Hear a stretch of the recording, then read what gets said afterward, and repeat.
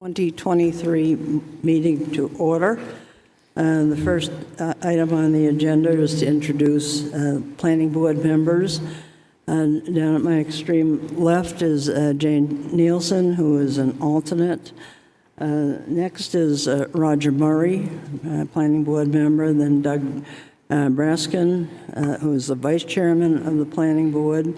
To my right is John Thurston, then Brad Harriman, who is the selectman's representative to the planning board, and Julie Jacobs, who is also an alternate. My name is Kathy Barnard. I'm the chairman. We've got two members that are not here tonight, so, okay, well, Steve Webster is just coming in. He's also an alternate. I was going to ask Julie Jacobs and Steve Webster if you would sit in place of Peter Goodwin and Von Dugan. Would you be willing to do that? Yes, I'll do that. Okay, and then the next time that we need an alternate, it would be Jane Nielsen's turn. So, okay. Yeah. All right. Okay. We don't have any public hearings tonight, so this is basically a work session.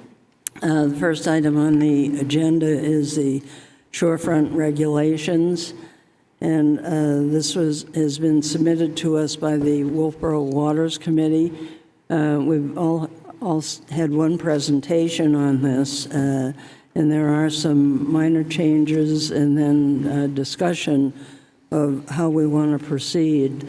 This was developed with the Wolfeboro Waters Committee, and I'm a member of that committee and sat on the group that developed it. We tried to make them more specific so that when people come in to get a shorefront residential, they're very clear as to what they need to do as far as storm drainage is concerned. I think all of us now certainly know how important that is. Rich, do you mind coming up and telling us what the changes are? I had told you, let's see, the end of last week, I had sent the latest item that I had out to the planning board, and then you had a couple changes that you wanted to suggest. Right. So the first time I was here, we looked at a version of the district regulations that had some proposed changes, and with the exception of 175.67. Which is the improvement standards, there really are no significant changes. I will point two of them out to you because the board itself pointed them out to us when I was here, and I just want to let you know we kind of took that to heart and removed them. So I'm referring to, let me see if I can find, if you're looking at the original modified version. Unfortunately, these things don't have pages numbers. I would say if you look for the first table that has the diameter or caliper readings, and below that there is a section F, right? Dead, terminally diseased, or structurally unsafe trees, shrubs, and ground cover shall not be included in scoring. There was a sentence that followed that said, if any of these are removed, the property must still conform to the established natural woodland buffer standards established by this ordinance. I think the board pointed out that is really irrelevant because dead or diseased trees don't count in the first place. So removing them doesn't change the scoring. So that sentence goes away. There's a similar instance of that on the top of, I believe, it begins section 6, again, dead, terminally, or structurally unsafe trees. It's a couple of pages beyond where we just were. That sentence is in there again, should be removed again. Okay, so from our perspective, apart from the section I talked about before, the standards, those are the only changes we would propose. Just remove those sentences. They're irrelevant. So I guess my question would be if the board has any questions about anything other than 175.67. We can deal with those now. If not, I would like to get one to 175.67. Okay, let me just check. Does anybody have any questions except for 67A? I have a couple of questions, and I'm not sure that they're for you or for us. Okay. In the setback requirements, there's some conflict in the distances that should be changed, and it's similar to the table that we had talked about earlier, where in 175.64A2B, it says 75 to 99 feet. It should say 75 to less than 100 feet, things of that nature. Because the way it's written now, there's nothing in between 99 and 100 feet isn't classified. So again, it's a minor housekeeping thing, but for A, B, and C, and D, all of those need to be adjusted. And then at 175.64, 3 and 4, with regard to setbacks, the 3 is the rear yard of 25 feet, and 4 is the shoreline of 50 feet. And I would suggest we might want to add something in the instance where the rear yard is the shoreline. We might want to have some wording that the greater of the two prevail, so there's no conflict. Okay, that's a The rear good yard is not, suggestion. the shore is never the rear yard. Yeah. So how do we define the front There's and a rear? road front and a shore front. And is there no instance where the road and the shore are opposite each other? Just about every lakefront property. Okay. I think we've always called the shorefront the front. But No. no, not when you're dealing with how close can the garage be to the road, because then there is a road front setback. So Understood. there's really two fronts. Just about every shorefront property has a shore front and a street front and then two sides. Okay, Rarely is there a rear. I'm not sure I have come across a rear in 3 years. okay, very good. And then the other thing I noted was Conceivably, there are instances, if you had a road coming down on a peninsula and then turning perpendicular to the coast, or the shore, if you will, yes. where there could be a road front, a waterfront, and then arguably a rear because the road is curving around the property. So there's only a rear if there is a property line So I guess what you're, parallel to the road that is not shorefront. so I guess what you're saying in practical terms, often the shorefront supersedes the rear? Is that Correct. a proper way to say it? Okay. Yes. So I'm just wondering if we should note that somewhere in here, or if that's necessary, and maybe it's not. I mean, it's really difficult to have a rear Yeah. boundary. Okay. Then at 175.67, Just a second. I want to get the notation right. 167A1, I'm sorry, A2, where it reads, other restriction notes, no establishment, expansion of salt storage yards, auto junk yards, solid waste, and hazardous waste facilities. There should be a comma after solid waste so as to differentiate it from hazardous waste. Solid waste, comma, and or hazardous. Solid waste, comma, and hazardous waste. Yes, that's right. Okay. And then, So before we go too much further forward, I'd like to go back to 175.67A1. The proposal is He hasn't done that yet. to require a professional engineer Okay, well, aren't we going to get into that next? You wanted other changes, Oh, you wanted other changes first? All right. and then we were going to deal with this, Rich? Is that what your thought was?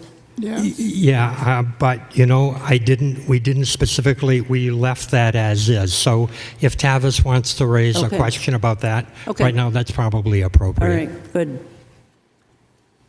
Okay, go ahead, Tavis. Well, the question is, does the planning board believe it is appropriate to require a professional engineer for every shorefront permit?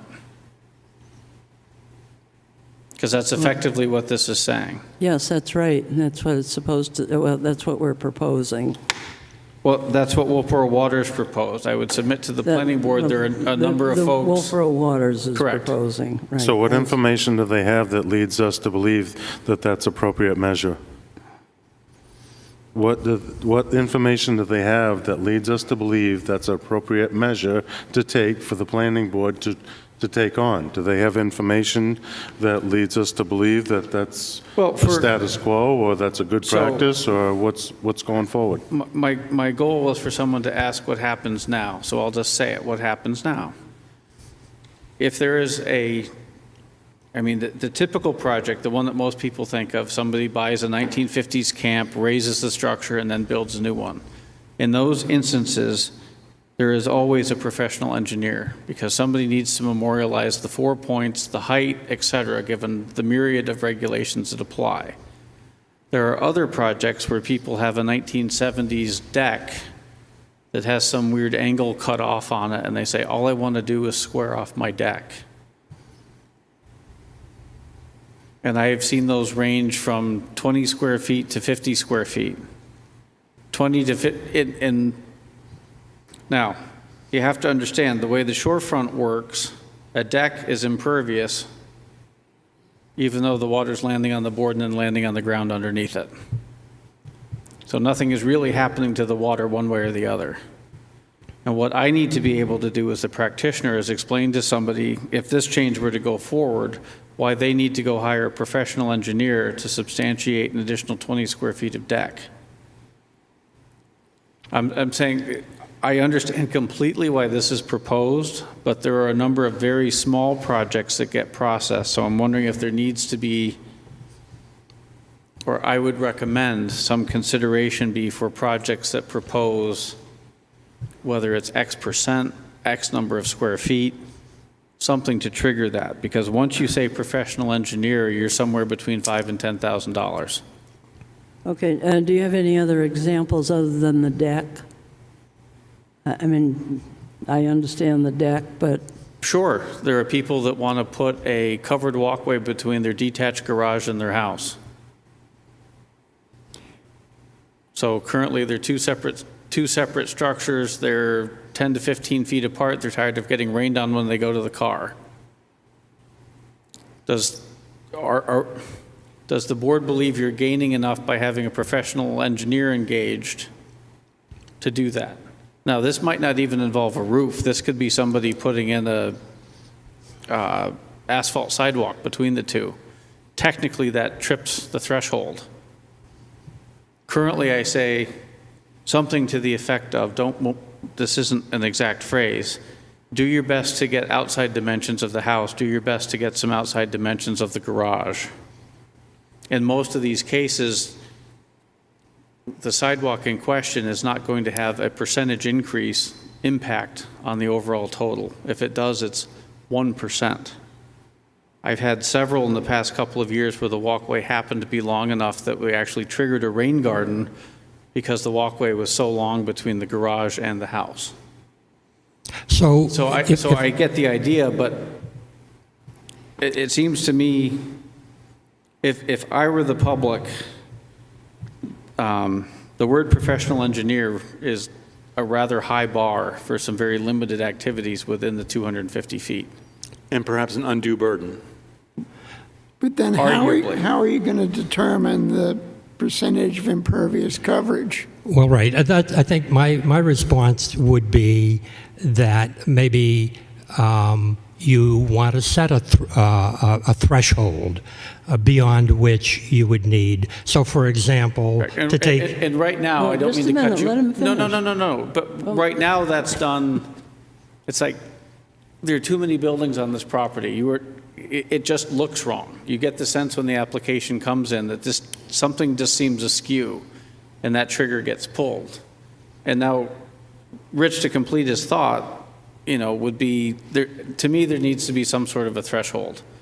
If this said, a licensed professional engineer is required anytime you're within 50 feet or 150 feet, that's fine.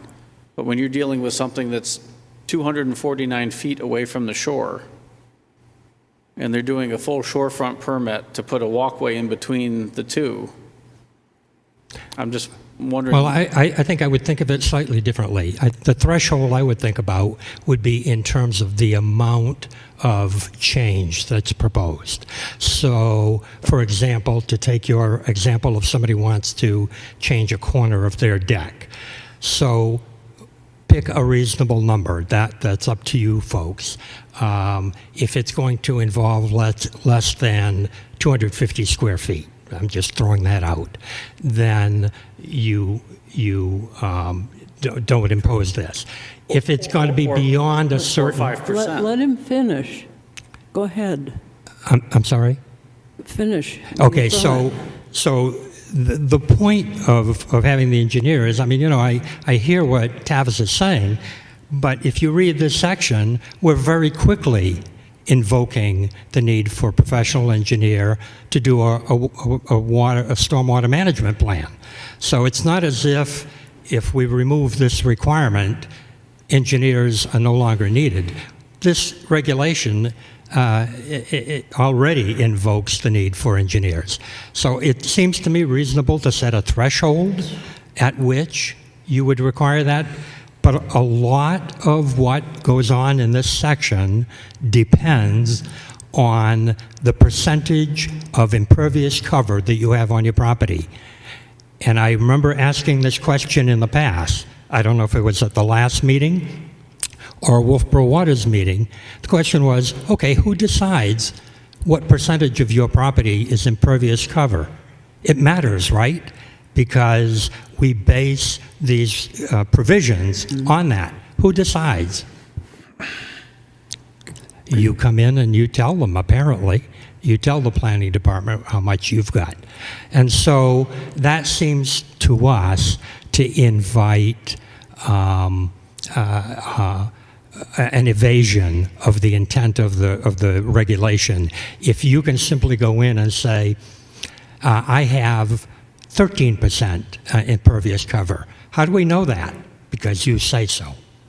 And so the provision is intended with allowing for the example that Tavis mentioned, is intended to make sure that when somebody walks into the planning department and has a project and they tell you how much impervious cover they have, you have some confidence that that's what it is, and you know which part of the regulation applies to their project. And the way this is drafted, you're taking in existing impervious coverage as well as additional, so that if they're over right now, they would have to address that if they did anything further, correct? Well, you can start out above a certain threshold. There are two thresholds in the provisions, 15% and basically 21%. You could already be at 15 or 16, and you say, I'm going to only increase by 3%. So provision A handles my case. You, on the other hand, may be going from 18 to 22%, in which case provision B applies. It seems to me the town would want some certain level of certainty. When people walk in with plans, we need some basis. We're basing everything we ask them to do based on how much impervious cover they've got. we ought to have some level of certainty that we're talking about what it actually is, rather than relying on people to come in and tell us what it is, and we simply take their word for it. And that's the intent of that note. I would concede the objection that Tavis raised. There should probably be some threshold below which this doesn't kick in. So to that end, it's not, Roger can't just come in and say, I'm at 12%. The way the application form calls out for all existing structures and then any proposed structures. And then there's a formula in that to say, okay, the existing percentage between point A and point B is X, and the proposed is X plus or X minus. But what we look for when they put the plan together is actual dimensions on the structures. So I've had instances where somebody says, well, my house is 2,000 square feet, but the dimensions add up to 2,500. Okay, maybe they had trouble measuring the house. What does the tax card say? Well, the tax card is calling it 2,600 square feet. The tax card is only looking at wall to wall, not eave to eave. So somebody needs to do some clarification. I don't dispute that the proposed language in 67A1 would make my job infinitely easier. An engineer says this is what the number is and this is what the proposed number is. I just want the board to be aware that there are very frequent applications where it's not going to make a difference.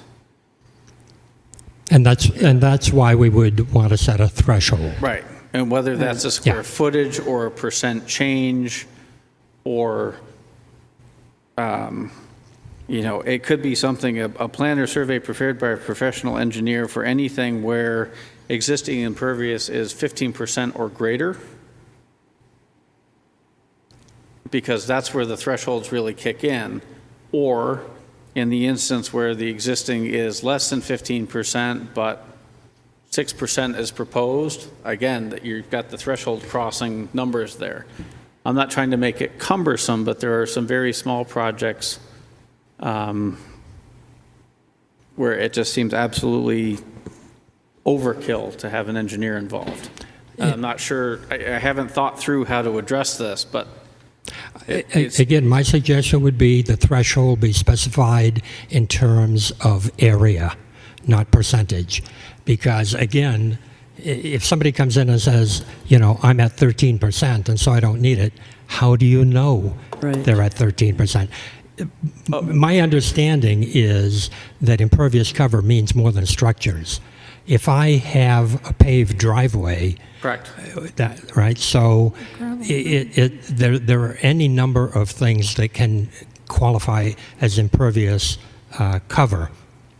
And I think when you're proposing beyond a certain level, and I would propose area of change to your property, then at that point the burden should be on the property owner to make clear to the town what the level of impervious cover is, because everything in this part of the regulation depends on that. Everything. Whether you qualify, whether you have any of these provisions apply to you, and if so, which one, and to what extent, it all depends on impervious cover. It seems to me to be self-serving to have, for someone to be able to simply tell you what it is. And impervious cover, as I say, is much more than structures. So it just makes sense to do that. Okay, John, and then Brad. So Tavis just said that if somebody comes up to him and says they want to expand the area by 6%, they would have had to known that they're going to expand the area by 6% in the first place. So they probably already have gone that route to have a survey on the property. I mean, the big problem here, and I understand your focus and what you're trying to get to, is you got to think of the surveyors and the people that are out there that are doing the jobs. They're not just going to want to come out there for a little something or a little tidbit. They want to come out there for a job, and when they propose a large project, they're usually coming out there to do the job. So when you add the micro element to it, I see the applicants' agents out there cringing if they want to do a little something. So, yes, I think you need to expand the threshold. But again, the question to you, Rich, is what do you see out there that necessitates you bringing this to us? I'm just sitting here saying, what's the problem that you're trying to solve other than a legitimate stamped engineer's plan? Right, okay, and that's a good question. The answer, I think, is what I said earlier. Everything in this section depends on the finding of what the percentage of impervious cover. Everything depends on it, whether these provisions apply to your particular project, and if so, which part of the provisions apply, and so that's important. And at the moment, unless somebody tells me otherwise, we allow people to come in and tell us what the percentage of impervious cover is. That's the problem that we're trying to address. I'm happy to concede that point. I will tell you that less than 5% of the shorefront permits are ever done by someone other than an engineer. Okay, Brad, did you want to say something? Yeah, I was reading through, number A1 here. The note is a plan or survey prepared by a professional engineer is required to establish the percentage of impervious coverage on a lot. I got thinking about that, and if the engineer is going to be involved with this, there's going to be a surveyor in there first that's going to have the survey done, have everything laid out in there. And my opinion myself would be that we could have a licensed land surveyor establish the percentage of impervious coverage on the lot. And then if it gets to the point where it's triggering stormwater, a stormwater management plan, then that kicks in to bring in the engineer in on it.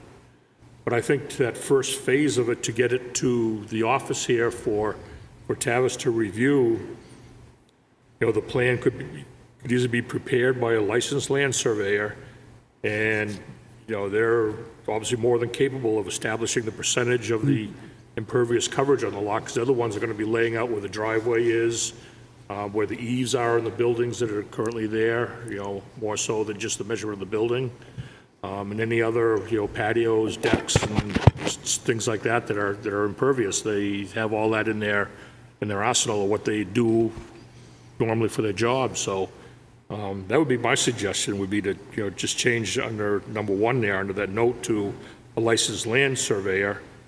And then obviously we'll get into stormwater management plans, and we're talking, PEs there.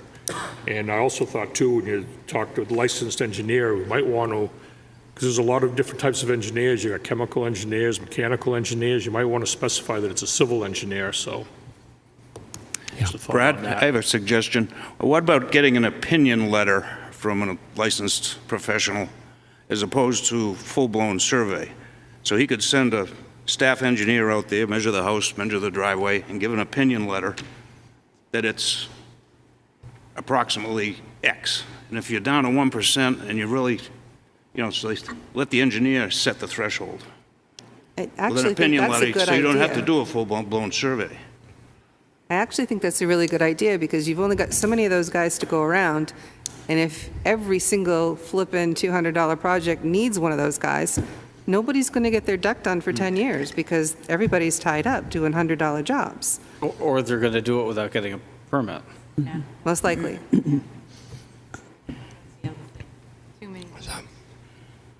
Okay, anyone else? Okay, Yeah. what's... That's fine. I Okay, think, so what we're going to need to do is to figure out how to proceed on this. That's one item. Do you want to go on to the next one? yeah, Yeah. okay. So, Kathy, that proposed restatement of 175-67, I think it is, right? That proposed restatement that I sent you, my impression is you sent that out to the board members, so they should have copies of that. Yes, I did send it on. Right.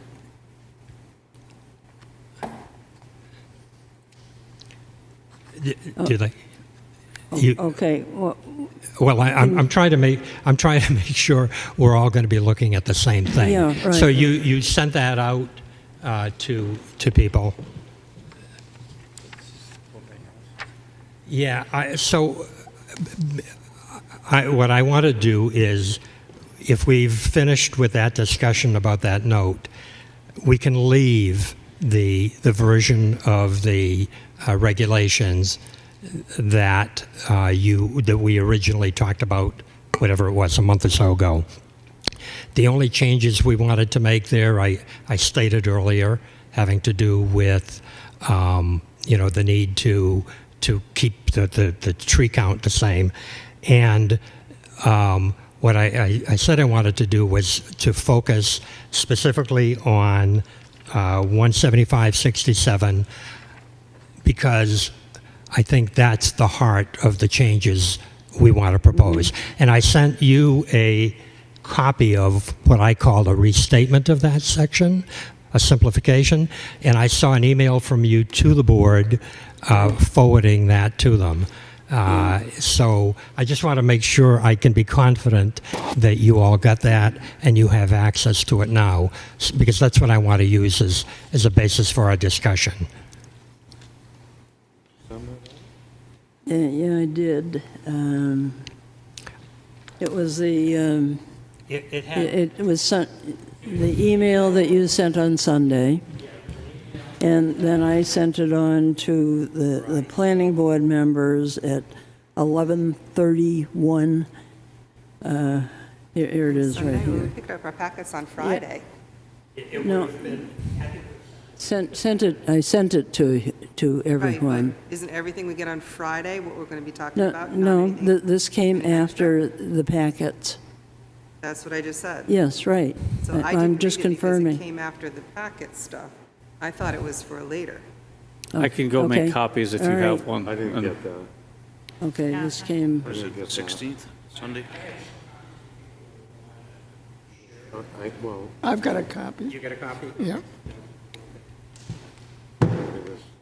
I'll hold on to this if you don't mind. this one here. Well, he's handing that stuff out. Can we do one more typo, comma? I'm seeing it, never mind. We'll do it later. This is just a proposed restatement of 175-67. It's got the same format, and it incorporates some of the things we talked about in the past. The basis of the changes is basically to simplify some of the wording, clarify some of the wording, because there were a couple of places where there were issues with the wording. And it's also, in one case, under Section B, to change the focus or the intent of that section. So let's go down through it. Let's walk our way through it. So we've looked at item 1, right, which is the note we would just spend some time looking at. Then there are 7 subsections, which pretty much correspond to the way the regulation is written right now. So let's look at them. At the moment,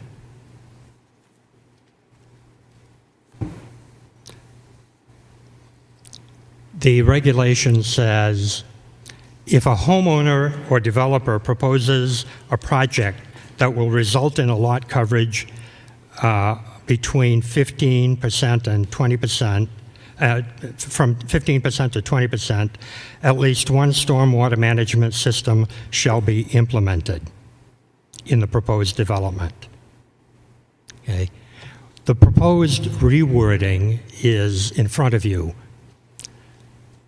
For development on a lot where impervious cover is or will increase to 15% or more, at least one stormwater control measure shall be implemented and maintained to contain erosion from the project. The main difference is First of all, we don't do the 15 to 20. We just say the threshold is 15%. The way the provision is written right now, there's no performance standard, right?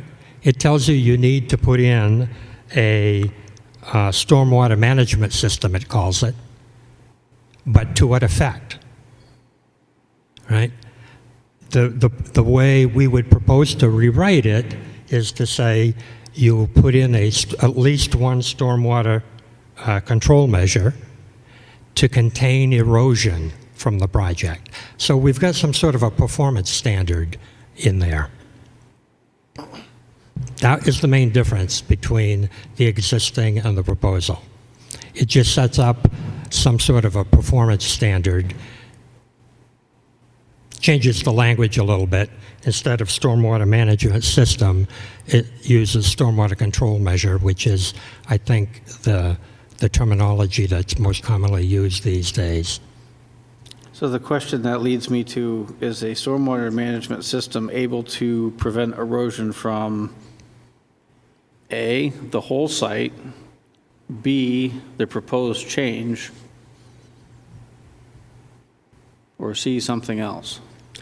Well, it says... Right now, it's not clear either. I'm just wondering if the performance standard should address all erosion from the site or that caused by the proposed change. I read it right now to be the proposed change. So the delta in runoff needs to be treated. It doesn't say that, but that's generally how it's been applied. Yeah, I don't think that would certainly not be my reading of it. It says to contain erosion from the project. And I would hope that we would mean by that the entire project.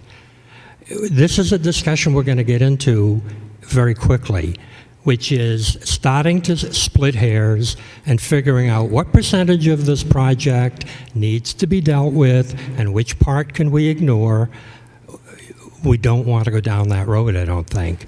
It just, first of all, it imposes who's going to make that determination about which part of this project needs to be dealt with and which part doesn't. The other thing is, I think we need, whenever we're having these discussions, we need to step back a little bit and be thinking about the purpose of this regulation, which is to protect the surrounding environment.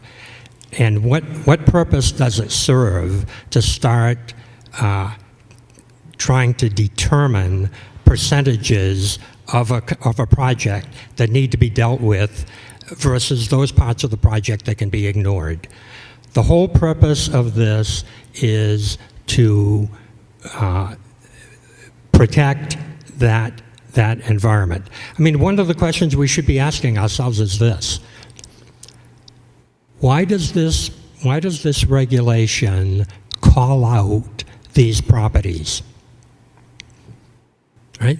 This provision, this stormwater regulation, this section of it, doesn't apply to every shorefront property, right? It doesn't even apply to every shorefront property that has impervious cover added to it. It applies to the ones that, by implication, we believe are likely to have an impact on the surrounding area, specifically the water. What we're saying, by implication, when we set a 15% threshold and then a 21% threshold, is we believe that at those thresholds, these properties are having an impact that we should care about. And I think that's the thing we need to keep in mind when we start trying to figure out how people should manage their development projects on these properties. We're already calling them out because we believe the amount of impervious cover they have is having an impact. Otherwise, why would we call these out? As I say, we don't have a regulation that says every increase in impervious cover along the shoreland needs to meet these provisions. No. We say those that have at least 15% impervious cover, and especially those that have 21% impervious cover and more. Those are the ones that need to meet these regulations. Why? Because they have an impact. So, if that's what we're doing, if we're identifying properties that we believe are having an impact, do we really want to start splitting hairs about how we handle that impact? Some of it here, but not that over there. It seems to me it makes the most sense to simply say when you invoke a project, when you initiate a project on one of these impactful properties, you simply need to deal with the stormwater runoff from that project. Plain and simple. That, to me, serves the end that this regulation is all about. And that means that when you get to B, which is where there's a lot of hair splitting in the current regulation, we again say you need to deal with the whole project.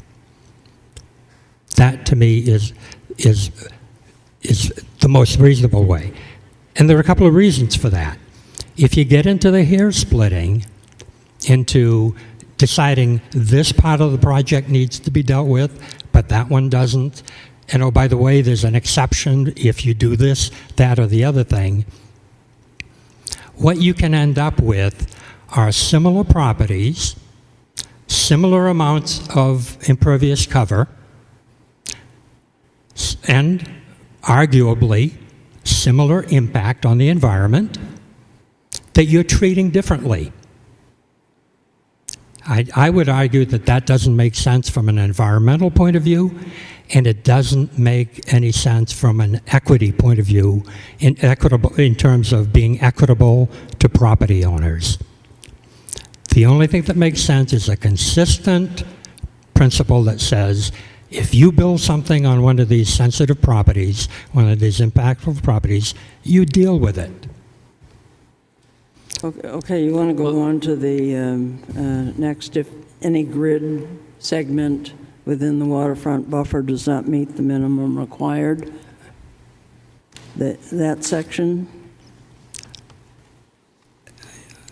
Well, I would suggest that paragraph B doesn't follow that same logic. Because paragraph B on the first line says that, well, if a homeowner or developer wishes to exceed the 20% lot coverage, a stormwater management plan prepared by a professional engineer must be implemented to infiltrate increased stormwater from the development for square footage exceeding 20%. That suggests you have to do the stormwater for that portion which exceeds 20%. And if that wasn't the intent of that, that needs to get modified to better match paragraph A. That's the former language, I believe. I'm sorry, Roger, what's that? That's not the current language that you handed out. No, it's not. It's certainly not the language I'm proposing, right? If you look at B, I apologize. I thought everybody would have a copy of this. The language... That matches. This doesn't. Okay, so... Yeah, so B, to be consistent with what we just said about A, B consistently says the same thing. That's fine. For developmental lot where impervious cover is or will exceed 21% or more, or increase to 20% or more, a stormwater management plan prepared by a professional engineer must be implemented to infiltrate stormwater from the development. Period. So would you like me to read the existing one? It says, Yeah. Yes. if a homeowner or developer proposes a project that will result in a lot coverage between 15 and 20%, at least one stormwater management system shall be implemented in the proposed development, which may include, but not limited to, rain garden, infiltration, trenches, pervious driveways, dry wells, etc.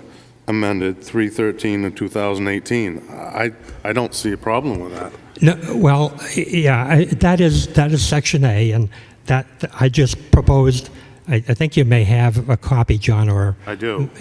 of what I'm proposing. The only difference in what I'm proposing for A, which you just read, the only difference I'm proposing is that we spell out the performance standard for that stormwater management, stormwater control measure, which is to say it deals with erosion, right? It doesn't say infiltration, and it doesn't, like the current provision, say nothing at all. But doesn't it deal with more than erosion? I'm sorry? The stormwater management plan is a lot more than just erosion. Well, Just for- it's not clear to me what a stormwater management system, which is actually the word that's used in the current provision. It says at least one stormwater management system shall be implemented and maintained. You may remember there was a lot of discussion last year with the board about whether the stormwater management plan referred to in this was the same as the stormwater management plan required by the site plan stormwater regulations. And it doesn't even say stormwater management plan. It says stormwater management system, which is a Correct. totally So different. that's a version of one of the failed amendments, but the idea was to get that term out because it was the same term used in the regulation to mean two different things. So if you want to replace it with stormwater management system, that does address it. Now, I would propose you use the term stormwater control measure, which has a very specific meaning, right, in environmental science. And it means the kinds of things we all think of: a rain garden, a drip edge, and that is explained in the proposed wording that I have before you. It says, stormwater control measures may include, but are not limited to, rain gardens, infiltration trenches, pervious driveways, and dry wells, among others. So that's what we're talking about with a stormwater control measure, right? That's a term that gets used all the time I encounter it when there are implementations of the stormwater management plan, like at the camps, Bernadette and at Birchmont. They talk about stormwater control measures, and they're talking about rain gardens or infiltration trenches or things like that. So we make clear what we're talking about, and we make clear their purpose. And their purpose, unlike Section B, which we're going to talk about in a second, in Section A, the purpose is simply to manage erosion. So it's not as extensive, it's not as expensive as what we're talking about in B. It doesn't require an engineer. It doesn't require any sort of professional expertise.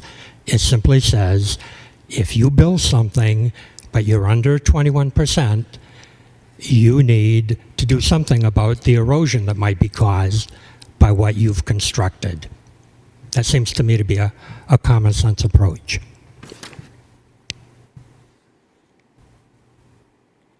Okay, you're going to move on? Right. So if it's okay, I'd like to just talk about B then. And the difference there, again, is if you look at B the way it is right now, if a homeowner or developer wishes to exceed 20% lot coverage, stormwater management plan, and that, goes to Tavis's question, are we talking about the same kind of thing that our stormwater regulations refer to? Prepared by a professional engineer, must be implemented to infiltrate increased stormwater from the development for square footage exceeding 20%. That is a recipe for a lot of bad things. Among other things, it could put somebody in the position of having to do a stormwater management plan for 1% of their impervious cover if they're at 21%. But maybe more importantly, it doesn't deal with the whole project as a whole.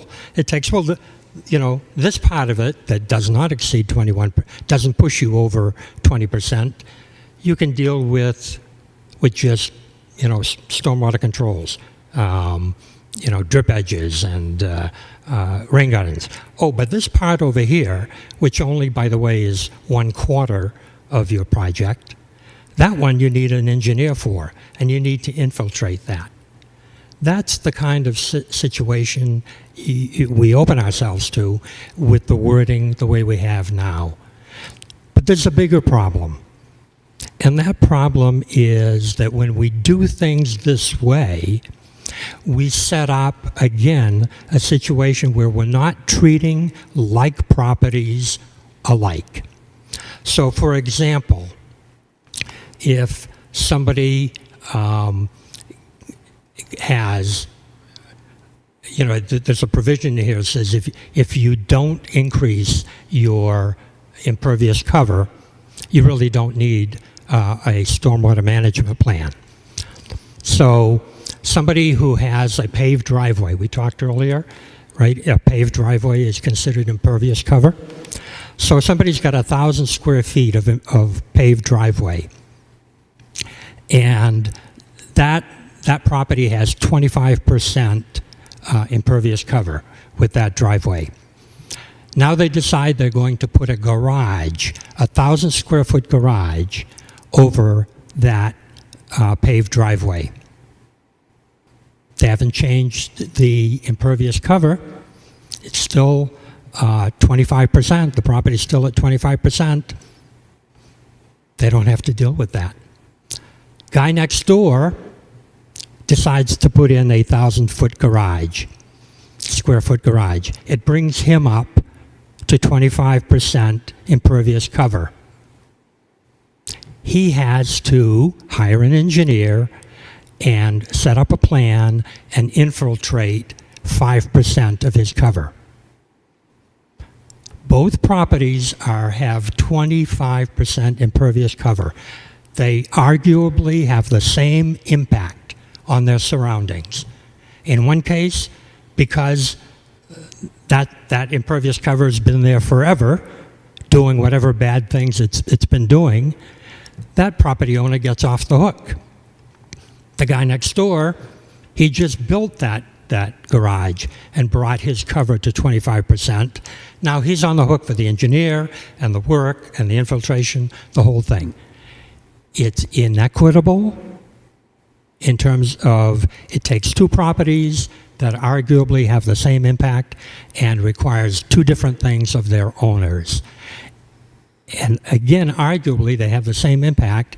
From an environmental point of view, why would you want to treat them differently? If you step back and look at the purpose of this regulation, the purpose is to protect the surrounding environment. In one case, you're giving somebody a chance to walk without doing that. Why? Because, they had 25% cover for the last 50 years. So I think you want to think of it in terms of like properties should be treated alike.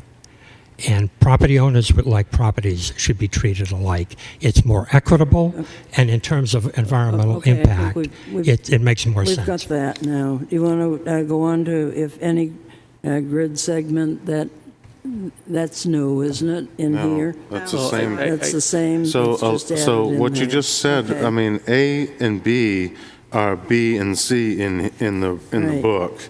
I mean, I wish that you really had gone through the book and made your notations, because some of this is really just about the same wording. I wish you took the original wording and just changed a little bit of it so that we were looking at the original wording and the changes there. To look at a new document with all different wording, with A's and B's and different lineup is... Right. I apologize for that. What caused that, John, was that we proposed to move what used to be A right down to the bottom, and that is the limitation on 30% impervious cover. It came first. Yeah, I it saw made that. sense to us, but you're right. I understand what you're saying, that it does make it a little bit harder to follow. I think it would have been much clearer to all of us if that had been done, because this is confusing.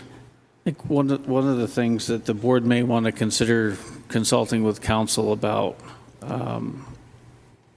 I understand Rich's point completely. You could have 25 in, 25 out, no net change in runoff structures. But by the same token, they also don't have to do anything to their property, and they remain 25% and don't have to do anything. It's sort of that I had it before the rule idea, if you want.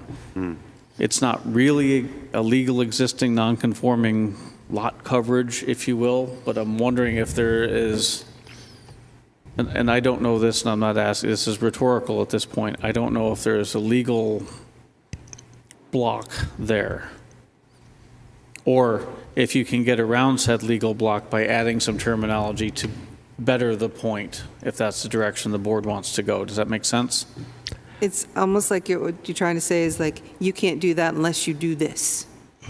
Even though if you don't do anything, you're fine. Right. It's very, I mean, to get off the shorefront entirely, there are people in Port Woodland that have a garage 5 feet off the property line. They have every right to tear that down and put it back exactly where it is.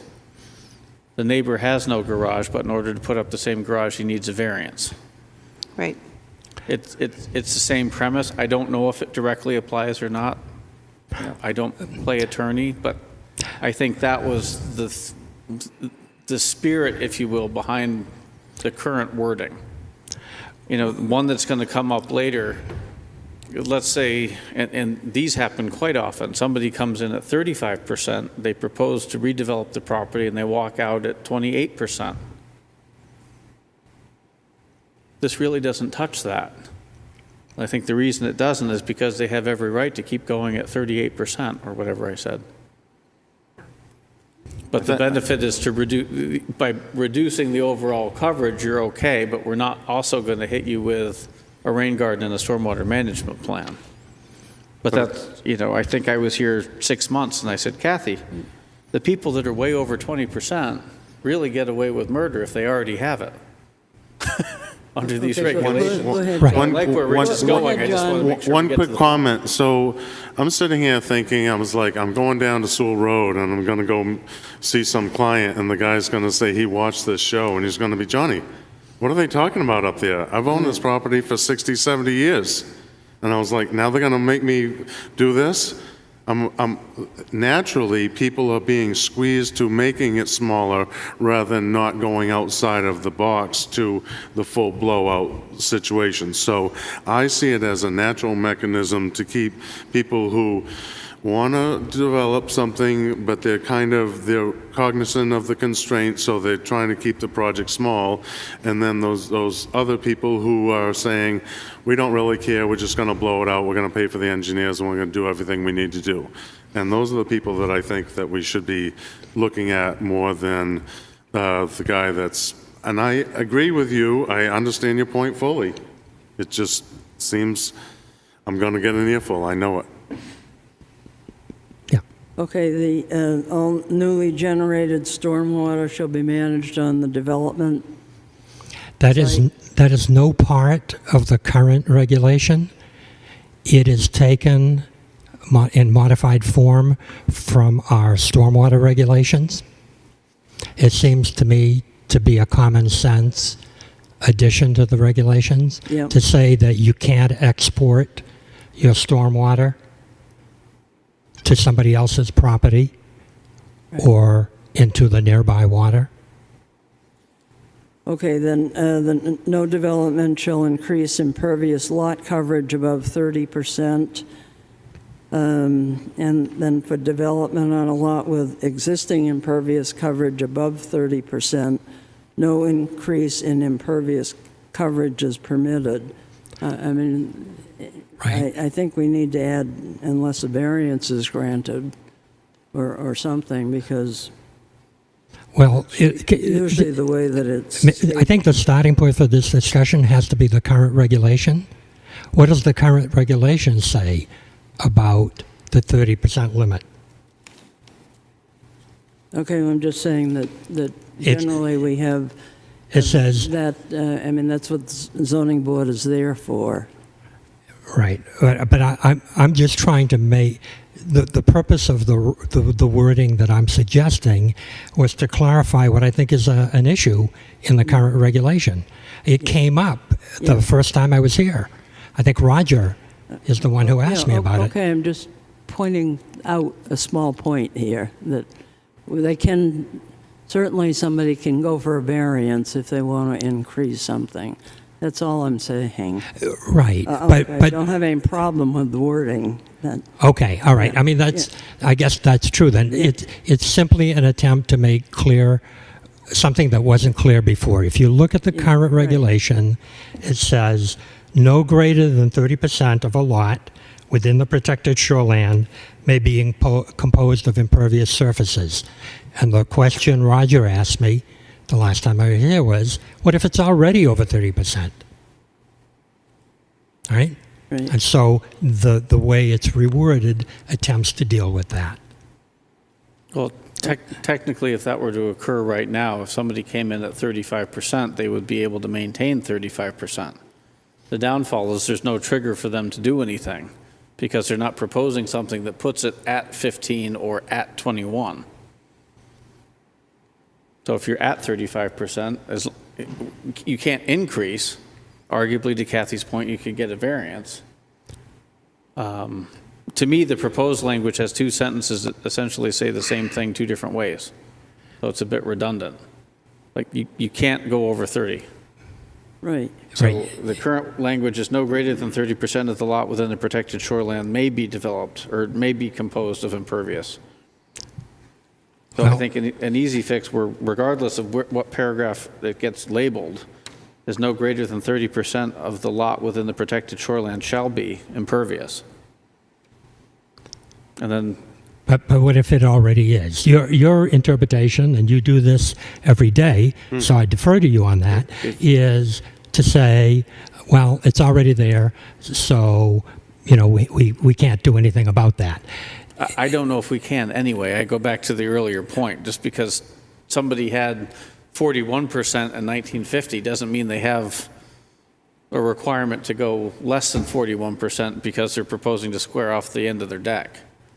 I mean, these are the types of questions that come up. Travel in your mind, if you will, down Governor Wentworth Highway, just past the state beach, where there's a whole series of cabins behind a 6 or 7 foot wood fence.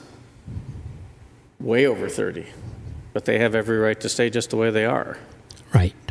Yeah, for a couple of reasons, right? First of all, because we don't go around checking on people's properties to see whether they're at this percentage or that percentage, any more than we go around to people's houses to make sure that the windows on the second floor meet the code for exits or that kind of thing. Unless they apply for a permit and then they have to establish what they have. Exactly. And they have the right to come out with what they came in with under the current regs. I don't know if you can put that in the regs. Just because you propose X, now you have to lose 20% of something that you had legally prior to the regulation. Well, where do you see somebody being compelled to lose something? I'm not sure what you're referring to. That's where I heard you going. If somebody was already at 30% and they proposed a project and they came in at 30% or 28%, do they have to comply with the 20% stormwater management plan? Do they have to comply with the 15%? I'm hearing you suggest they have to get below 30%. That's not what this says. What I think the proposal says is they may not go above 30%. They qualify based on even today's regulations, even the current regulations, they qualify for the requirement that they put together some sort of control measures, right? As I read this, they would have to do a stormwater management plan prepared by a professional engineer. Right. They could still have 30% or 40, whatever it is, coverage. It doesn't say anything about decreasing it. Right. There's no compelling people to decrease their coverage. We've actually had Jim Rhines give us a couple of applications that they have decreased and made better use of their property and come in front of us. So there have been good examples in the past. Really, there have. Yeah, certainly nothing in the regulations discourages people from decreasing the amount of impervious cover they have. Oh, okay, the last two items, E and F, those are just the same as they have been, right? I don't know what they refer to in the document. I mean, Well- you've gone through D to E, and then you've gone E, F, and in the book you go Okay. 2, 3. Oh, okay, I was just trying to read from what this document, and because I think we need to wrap this up now. We've got other items that we have to deal with, so but these are already in, but I understand your point. You want to see it all on one document. I do. And that's the document. Yeah, I think that would be easier if we could do that. Right. If I could make one So comment. going to E, I have a question on the 5-year. Can Doug make his comment? Just one comment, Absolutely. Tavis, to address what you talked about when somebody perhaps wants to decrease, the example I think you gave was from 35 to 28%, and then they would have to, in theory, comply with the above 20% regulation. I wonder if we could reword that so it currently says, if a homeowner or developer wishes to exceed 20% lot coverage, a stormwater management plan, so on. And we might change that to read, if a homeowner or developer wishes to increase coverage to exceed 20%. And that would excuse somebody who wanted to decrease something that would end up being above 20%. It would. That's the I mean, don't wrong we, version. in all of our reviewing, have the option to encourage the developer to get a plan going and everything? We could hint, even if they decide that they don't need to. Yes, we do, but these don't come to us. No, I mean, Yeah. if we're looking at something that they're doing a new development and they're reducing, you know, if they're not required to do anything, we could strongly hint that it would be a really good idea if they improved their plan. And you would hope that they would have improved their plan just because it's going to benefit what they do. Okay. All right. Anything else now? Because we're going to have to. Do you have something else? Okay. So I think, well, Tavis had something, I think, on. Oh, you don't. Oh, okay. Go ahead. I think Tavis had some issue on what before you, the proposal we have before you is So- E, Yeah, right? E talks Maintenance, about the maintenance reports? Correct. Just to keep everything in line, if things are going to require a surveyor out of the gate or an engineer out of the gate, it seems that the report would have to be done by the same. Statistically speaking, a property owner that hires someone to do a project for their property that they come to for 2 or 3 weeks is not going to look at the fine print on the stormwater management plan that says this has to be vacuumed every year or every other year, much less take the time to write that down somewhere with any degree of efficacy. Just turn it in for the satisfaction. But at the same time, I completely understand the point of this. How do we know what's happening? We go through all the effort to require it. How do we know it's being maintained? The pragmatist in me says we're only going to know if all of a sudden it fails, and then we say, well, demonstrate that you've complied with this plan. It's a very easy enforcement action to say, well, there's no evidence that you complied with the plan, so bring the system into compliance. But, you know, we're not taking occupancy away from somebody. We're just going to keep slapping their hand, perhaps even in Yeah. court, Oh, okay. to make sure the system works. Yeah, the only thing we're trying to do with these suggestions is to try and improve the system so that, you know, that everybody's being, first of all, treated the same, and that we are getting some improvement of the stormwater regulations. That's what this is all about. Understood, but this is the shorefront regs, not the stormwater regulations. So I think some thought needs to go into how the language gets applied so that, honestly, I mean, I have no problem putting an Outlook calendar reminder for every address that gets a shorefront plan and say in 5 years, hey, where's your plan? That's easy enough. Some people are going to comply with the intent. Some people are going to turn something in and say, here's my report. I'm wondering if it needs some more teeth. That's where I was going with that. Right. F, I have a strong problem with because I don't like photographic documentation.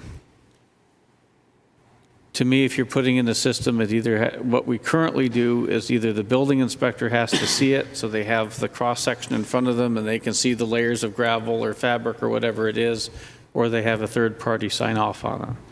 So this is consistent with the recommendation for last year's amendment, but photographic documentation really doesn't help. I would have no quarrel with that. You would have what? I would have no quarrel with that, with what you're saying.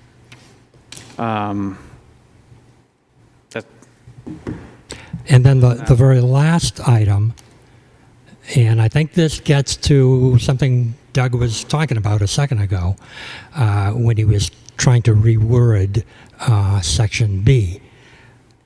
There is a section in the current regulation that says any project proposing a decrease or no change in impervious coverage shall not be required to provide a professionally engineered stormwater management plan, provided that the decrease in coverage produces a minimum of a 1% reduction of lot coverage. It is the recommendation of the Waters Committee that that part of the regulation be removed. It just sets up sets the stage for gaming the system. 1% reduction. What policy aim does that possibly serve? What makes that good policy? To allow somebody to reduce their percentage by 1% and then not have to do what their neighbor has to do. Right? Again, we want to treat like properties alike, and we shouldn't encourage people to play games with percentages so that they don't have to be treated like their neighbors. It's a get-out-of-jail-free card, and it serves no purpose that the town cares about with regard to this regulation. Okay, we'll have to deal with this at a future date. I'm not sure exactly when, probably not August, but sometime in September. It will be back on the agenda, so if people could give some thought to the things we've heard tonight, and then we'll get back together and have some sort of a revision for you all to look at. So can he give us a revision and made his to the original, or what? Why would we continue to? Can you get this? closer to your mic? No, we're not. Why can we get him? That's what I just said. We need a revision that has everything in one place. Yeah. Whether that means that Tavis and I will do that, or whether you want Rich to do it and forward it to us. However, but I'm happy to do that. Just understand that it will incorporate the results of our discussion tonight. Yeah, right. Okay, as I understood them. So you have to trust that I'm going to reflect the conversation as best I can. All right. Okay. Well, thank you very much for all your work. Rich. All right. Okay. Thank you all for your time. Thanks. Oh.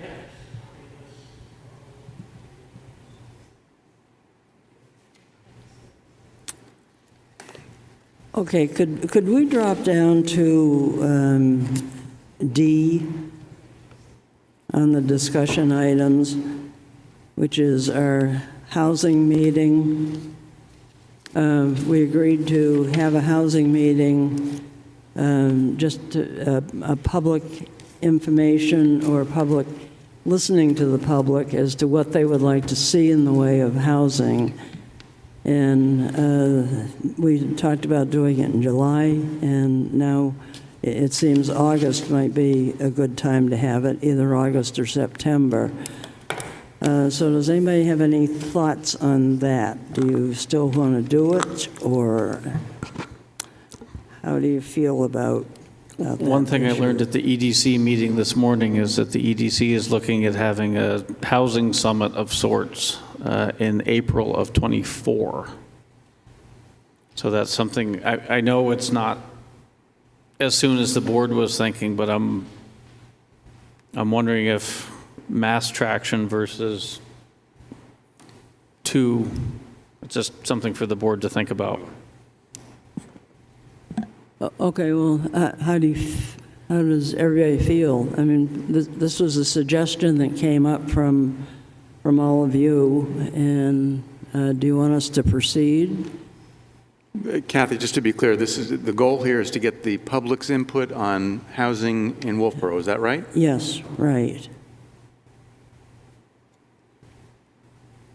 Yeah, I mean, that's what everyone said they wanted to talk about.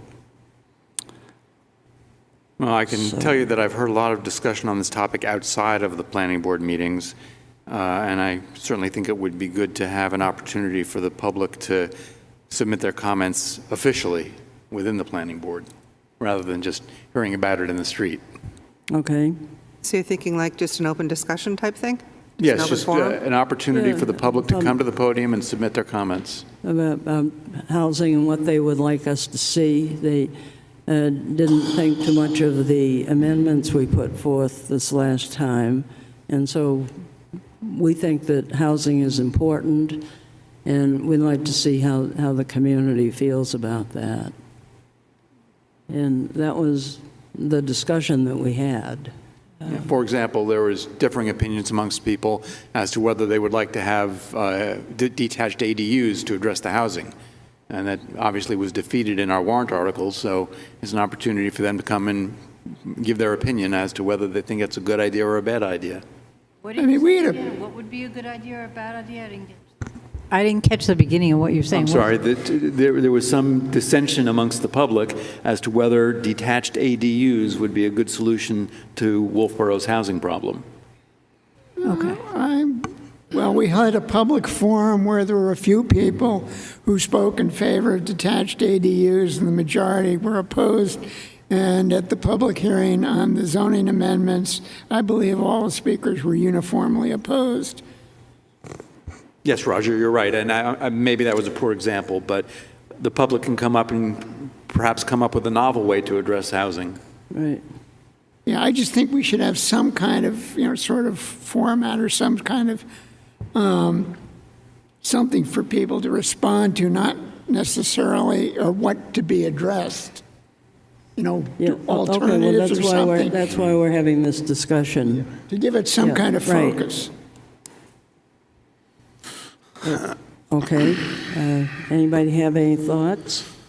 I mean, I'm thinking about how to make people think more affordable with their housing. The younger people, not. I mean, the average price around here is $600,000 for a home now.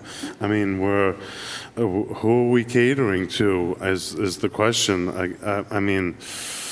If we want to make it more affordable, then we have to give them techniques and stuff like that. Again, we're not going to give them the money to go out and pay $600,000 for a house. I mean, the disparity is spreading so rapidly that I don't really know what the problem is that we're going to be solving. I just don't. I agree with Roger. The people spoke loud and clear. They said they didn't want that style of housing. There were a few people that said that they wanted to rent them out, and I know that there's places out there that have created ADUs. I mean, I'd be willing to rather go out there and say, how do we regulate the ADUs that have been created out there illegally? I mean, to me, I'd rather go that direction. Okay. Thank you, John. It seems like you've changed your mind a little bit. No, no, No, you haven't? that's not what he's saying. But, you talk about, homeowners. I'm thinking probably the people that need to speak the most are, my mic isn't working well. I don't think it's the homeowners that you're thinking that you need to talk to.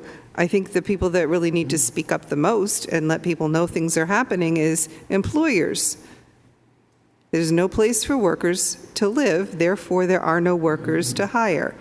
And when you don't have workers to hire, you become a sole person working by yourself, and after a while you just run out of steam and you can't grow, you can't do anything, which is not necessarily good for a business, and things close down and move on. So we're not in a growing phase if we're doing that.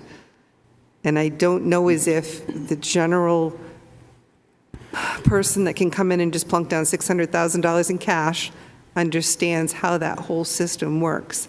They want somebody to mow their lawn, but nobody that lives here is mowing lawns because they don't live here because they can't afford it. It's a problem. What if you brought in an expert to talk to us and the public about this and let us and the public ask him or her questions about it? It seems to be a national problem, not just a Wolfeboro problem.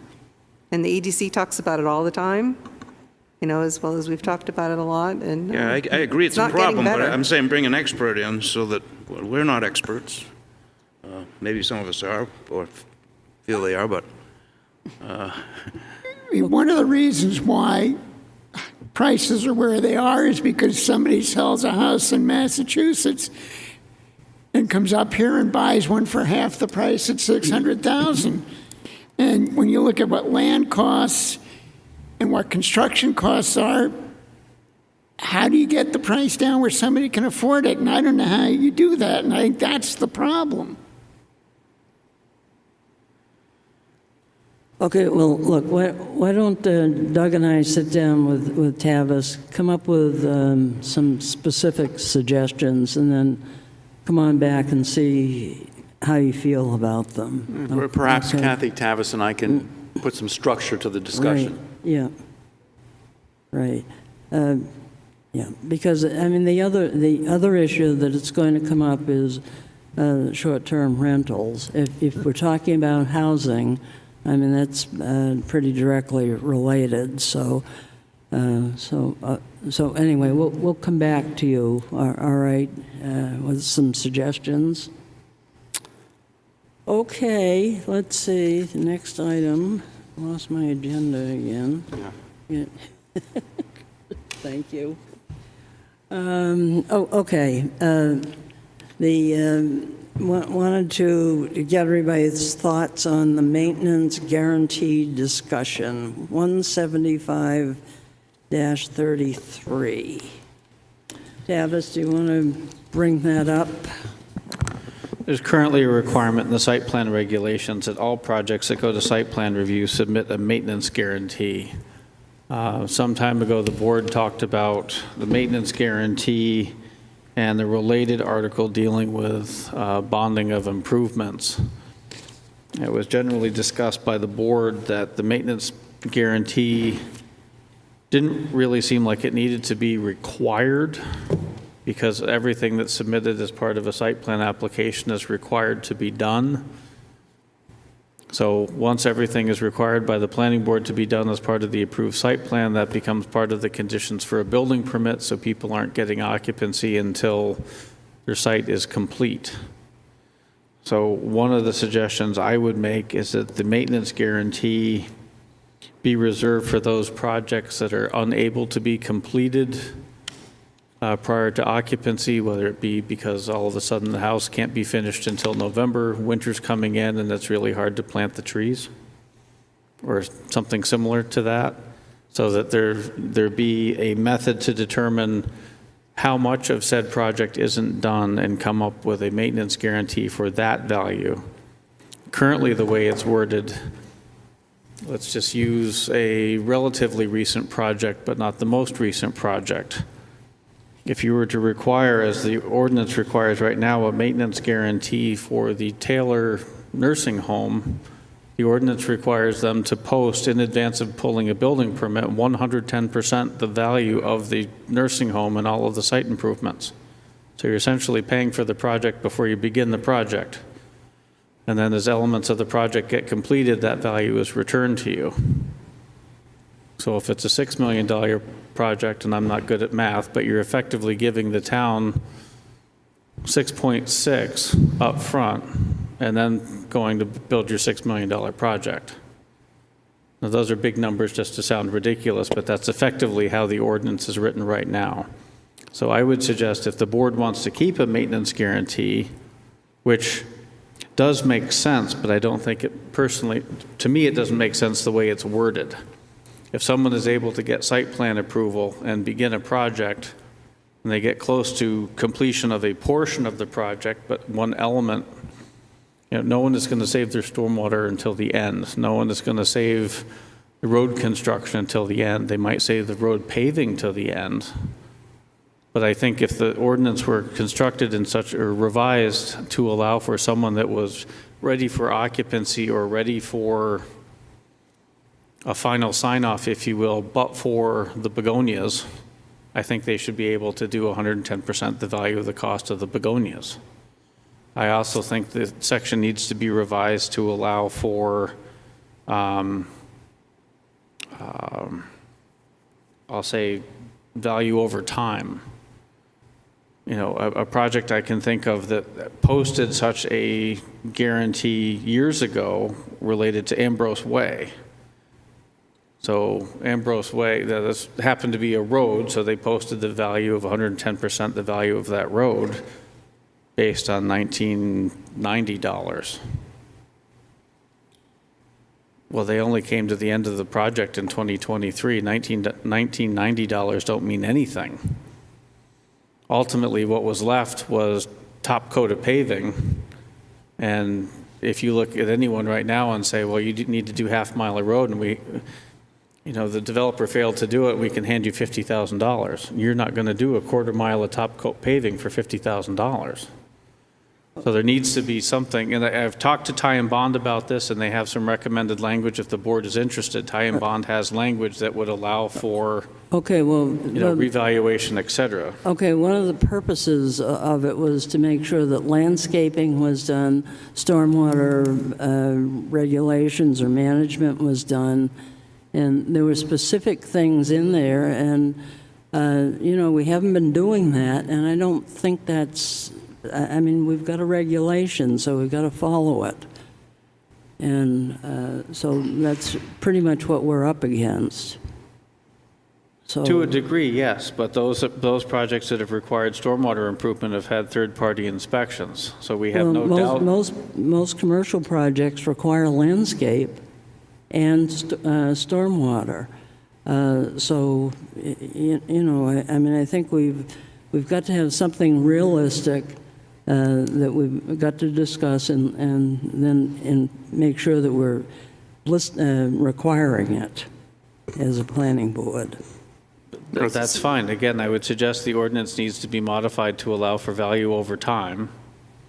Yeah, okay, well, if you could come back with, I think we need some suggestions. Well, I think there's two issues, Kathy. You're talking a lot about enforcement, which... No, I'm not. Well, no? I'm talking about conditions the planning board puts on projects that may or may not be done properly. And, do we want to keep asking for a bond to cover that, or financial surety, or... we've got to figure that out, because we're not doing it right now. So that's a question I'm going to ask. We're not doing that right now? We're not doing it? The board hasn't been asking for a condition, but I can't think of a project. Generally, it was always mentioned, and you did mention it in one of your latest planning reviews, and you said it needed a waiver, and I said, I don't even that was the direction from the board on an earlier project, as there was no need for a bond or a maintenance agreement. So yes. Oh, okay. In the particular project that review was on, I also don't see a need to have a maintenance agreement to make sure. Okay, but we don't have any way to exempt it except giving a waiver. So could we please could you do some sort of a regulation for the site plan and subdivisions that speaks to this issue so that we can start dealing with it? Okay? And then we'll discuss it and then decide whether we want to do it or not. Okay?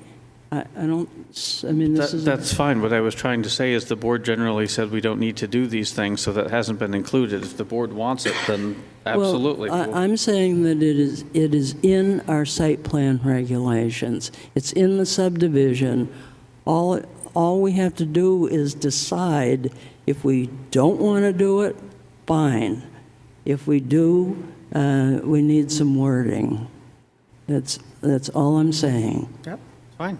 And Tavis, you see there might be suggested wording from Ty and Bond, is that right? Yes, that would be related specifically to public improvements. Oh, okay. Yeah, right. That would be basically for subdivisions, I guess. Roads and yeah. things that would be potentially future town assets, yes. Okay, so you'll get us some sort of a suggestion at some point in time? Okay, on to, wanted to talk about non-conforming structures. My recommendation is to move the item on C on the agenda into the discussion down under H, because the same thing is addressed in the cleanup discussion for that particular item.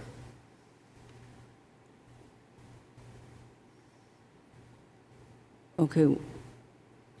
Item H, item cleanup discussion, includes the same discussion on non-conforming structures. Well, we've got non-conforming structures here, so could we deal with that now? He says it's part of. Sure. Yeah, So no, if you pull up I know what if he's you pull saying. up the ordinance cleanup, the way to discuss non-conforming I know, structures. and we've got non-conforming structures on here, and could we deal with it now? Sure. I'm Okay. suggesting if you pull out the ordinance cleanup on the first page, it starts with Right. non-conforming structures. Okay. So all I'm pointing out here, and this is for board discussion more than anything else, in the section 17543, if you look at A1C, I bolded for you by no more than 25% by special exception. If you turn the page to H, it says, unless it receives a special exception, a deck expansion shall not exceed 25%. And I, it says that any proposed construction with further encroachment requires a variance. So now we have special exception triggers and we have variance triggers. And then under J, a structure may be vertically expanded within any setback above existing nonconforming beyond 25% by special exception. So to me, there's some inherent inconsistency in what the ordinance is saying. And the general theory is up to 25% by special exception. And I get the idea that if you're expanding within the setback, it triggers a variance. I don't have an issue with that. But we have a special exception as the criteria to either achieve 25% or exceed 25%. No, you don't. And the larger problem I have with J then stems down to the next one, where there's a conflict between the non-conforming structures and vertical height and the Wetland Conservation Overlay District that says shall maintain same three-dimensional envelope. No, that's not a conflict. The second one there is basically what has been in the ordinance says you can rebuild what was there as long as it's the same. J is expanding. Vertically, this is not expanding anything, so they don't conflict. Do you think you can expand up to 25% without a special exception? No, which is not what it says. says you can go up by 25% with a special exception. Or you can rebuild the building as it existed of right without requiring a special exception. Jay says beyond 25%. Yes, you can expand by more than 25% if you're going up. But earlier sections say you can expand up to 25 with a special exception. But you're not expanding vertically. The 25% is horizontally.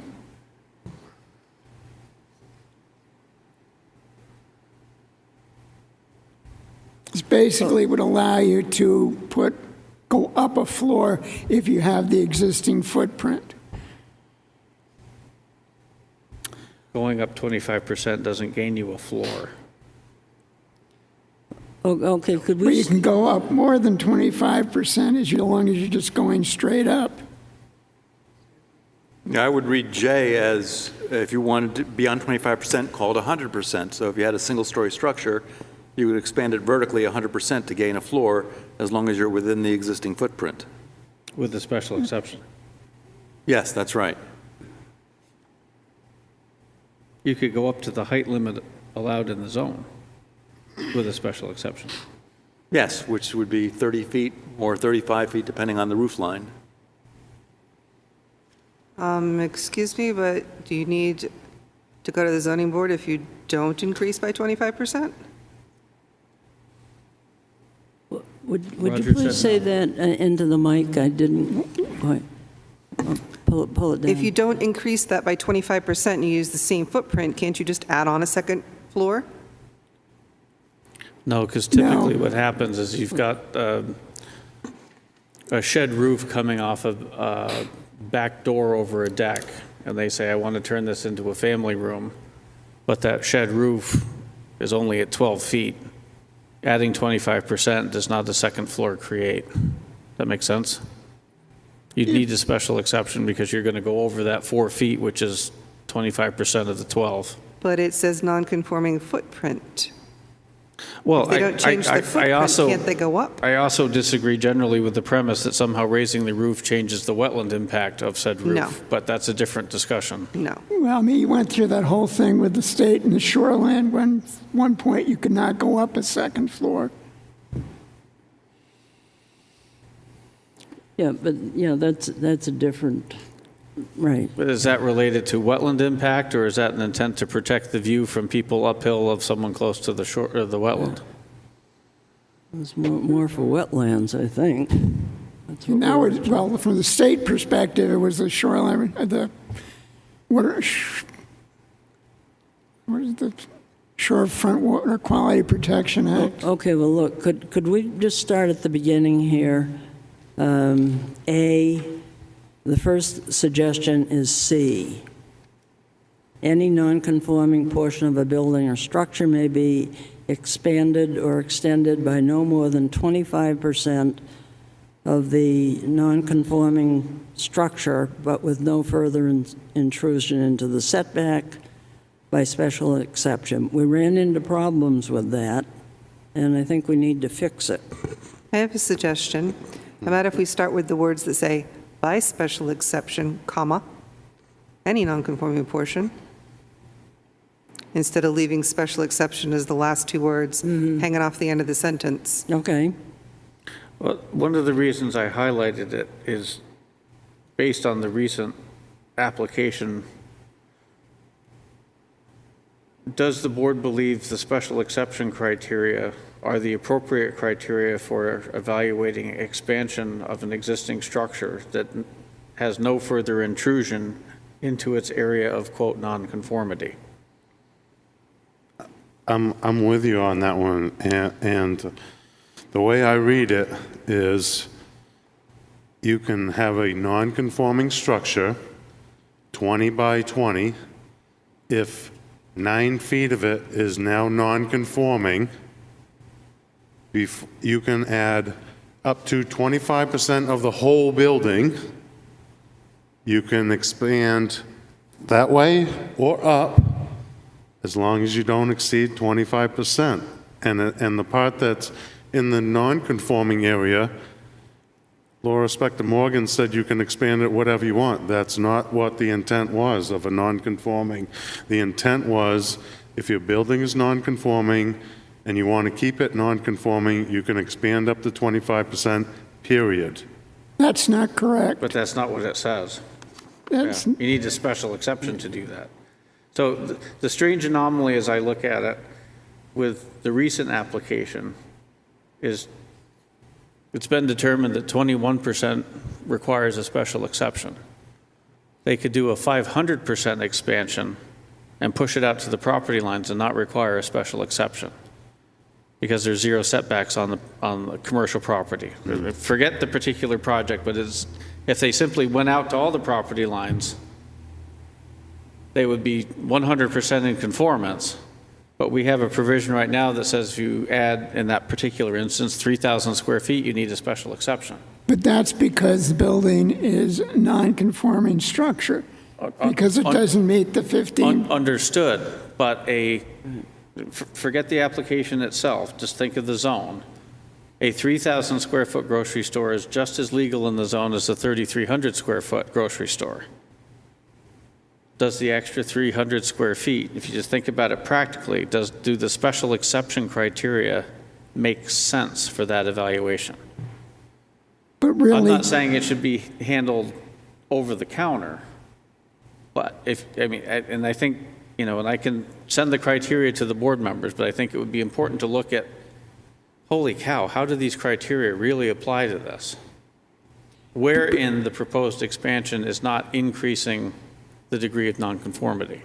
but really, the Hunter situation is just basically totally unique, because think we should be the talking reason about it's it. non-conforming. We're really not talking about that. We're talking about the regulation Correct. and clarifying it. Well, for 50 years, you've needed a special exception, or actually it's 49 years, to expand a non-conforming structure. And 4 members of this board voted to include the special exception. Specifically, they voted that total cumulative expansion up to 25% of the existing lawfully non-conforming habitable footprint square footage via special exception. Well, that's true, Roger. We did vote maybe in the past, but what we're trying to do is to change it so that everybody is clear on what it means. That's all we're trying to do. I'm not trying to say what did or didn't happen in the past, but if an existing building is proposing to expand in an otherwise conforming manner with all of the applicable setbacks, et cetera, what is the special exception achieving? This is sort of a philosophical question. Well, if it meets all the setbacks, then it's not a non-conforming structure. Not necessarily true. If you have an existing garage sitting 2 feet off the property line, and as John said, you can expand it that way in compliance with the regs and that way in compliance with the regs, and you're still compliant with lot coverage and everything else, what is the town benefiting with the special exception?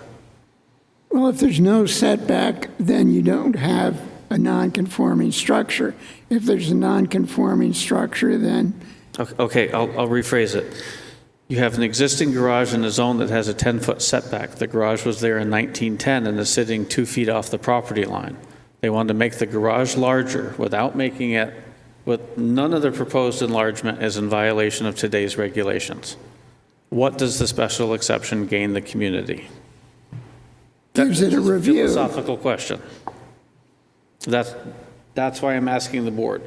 The first question are the special exception metrics the appropriate tool to gauge an expansion? I understand why it was in there in the past. The regulations are fraught with people putting in special exception when somebody needed to look at it, but it didn't cross the planning board threshold. That's all. If the board is happy with this, I have no qualms, move forward. That's just one of the things that appears inconsistent. Well, one of the things for people who reviewed the proposed zoning amendments was that when you read them, you found that any provision that had required a special exception in the amendments had that special exception deleted.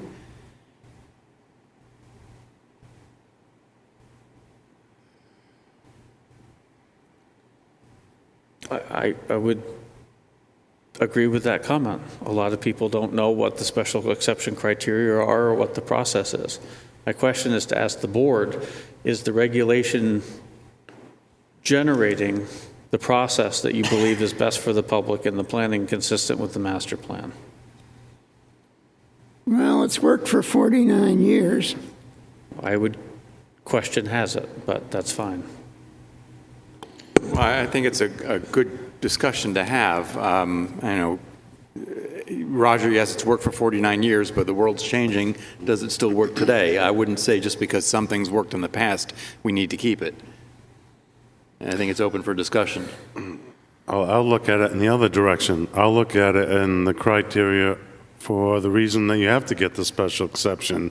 And a lot of it is just what you said, Tavis. Back in the day, setback was 10 feet, then they changed it to 20 feet, and then now the person who wants to do the garage, he's got to go get a variance, but before, he didn't have to go get a variance. He could, and if the setbacks were different, then, you know, there would be a lot less variances, and so I look at it in that direction. What's causing the variances to happen? And there's two different ways to look at this. One is talking about nonconforming structures, but it also talks about nonconforming uses. Those are two different things. If you think about the zoning ordinance, it has permitted uses, it has special exception uses. And then we have, arguably, for some, not all, we have special exception that allows end runs on what most communities would consider a variance. You have a nonconforming structure and you're going to expand it, that's a variance. This is not intended to be the zoning board shouldn't be involved. This is the special exception matrix, the appropriate way to evaluate this. And it's something, you know, if you have questions, I'm happy to put my 2 cents in offline or however. Special exception, again, is throughout the ordinance for someone should look at it, but it's not a planning board thing, make it a special exception. And it will be interesting. There are probably 2 or 3 projects in the near future that will be raising the special exception question. Zoning board dealt with one last night. If you're interested to see how that process works at that level. So if the board doesn't have anything further, that was just the non-conforming structure portion of it. Okay, so everybody's happy with the way it is? Well, obviously that we got some hiccups because, you know, we had a hiccup. I mean, what? I don't want to see us go through what we went through already. I mean, if Well, I think what Tavis is talking about is separate from that. Certainly there was a hiccup, but I think Tavis is talking about a more philosophical question as to which land use boards should review which changes from the regulations. I don't know, maybe changes isn't the right thing, but if you've got a building that doesn't conform, is it appropriate for the planning board or the zoning board of adjustment to look at? I mean, Well, should it be a variance or should it be a special exception? And I go back to the other version of that question. You have an existing building that has an element of nonconformity, whether it be setback or height, and you propose to expand that building without increasing any of the existing nonconformities. Does it need a variance or a special exception? Question mark. True. All of these things have come up in my short tenure here, or different versions of it. The use, Because I mean, that's back to trying to make you fix something over there, but that's not in the project. If we're doing the project, you know, how can we make somebody fix the garage roof on their project if they're working on the deck? That's what it seems like what you just said to me. I mean, if the goal is potentially to remove non-conforming structures or move to a position where all structures are conforming, there's yet another avenue that could be taken. You know, because most people read this and say, well, if I need a special exception to, you know, to put a shed roof on the front of my garage because the back of the garage happens to be over the setback line, I'm just going to build a whole new garage and say the heck with it. because it's not worth going through, But if you're expanding a conforming portion of a non-conforming structure, and you're doing it to conform to the zoning ordinance, this doesn't apply, and you don't need a special exception. It's only if a non-conforming portion of the building may be expanded. You know, it's like the whole thing they went through in the shorefront residence district in particular, where you could expand, if you had a cottage and half of it was within the setback and half of it was not, you could expand the back half without a special exception.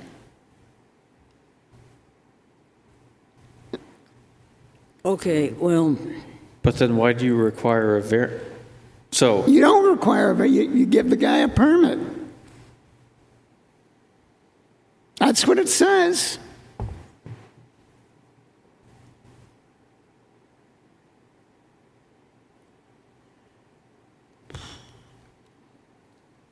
okay, why don't we think about this a little further and come back to it at some point in time.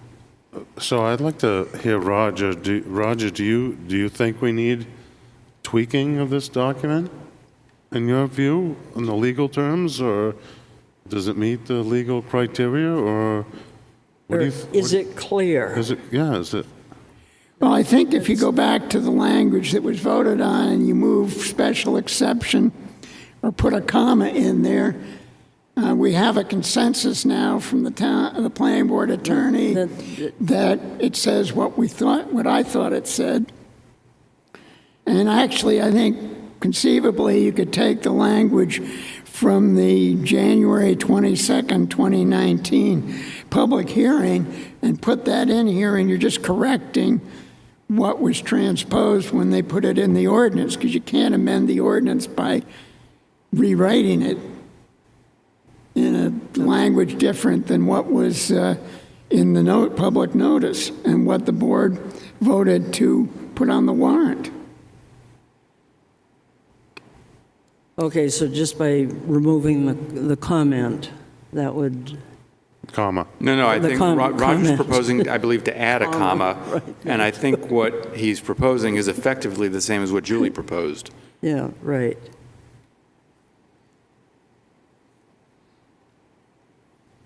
Okay, so we could use Julie's, and that would satisfy that, right?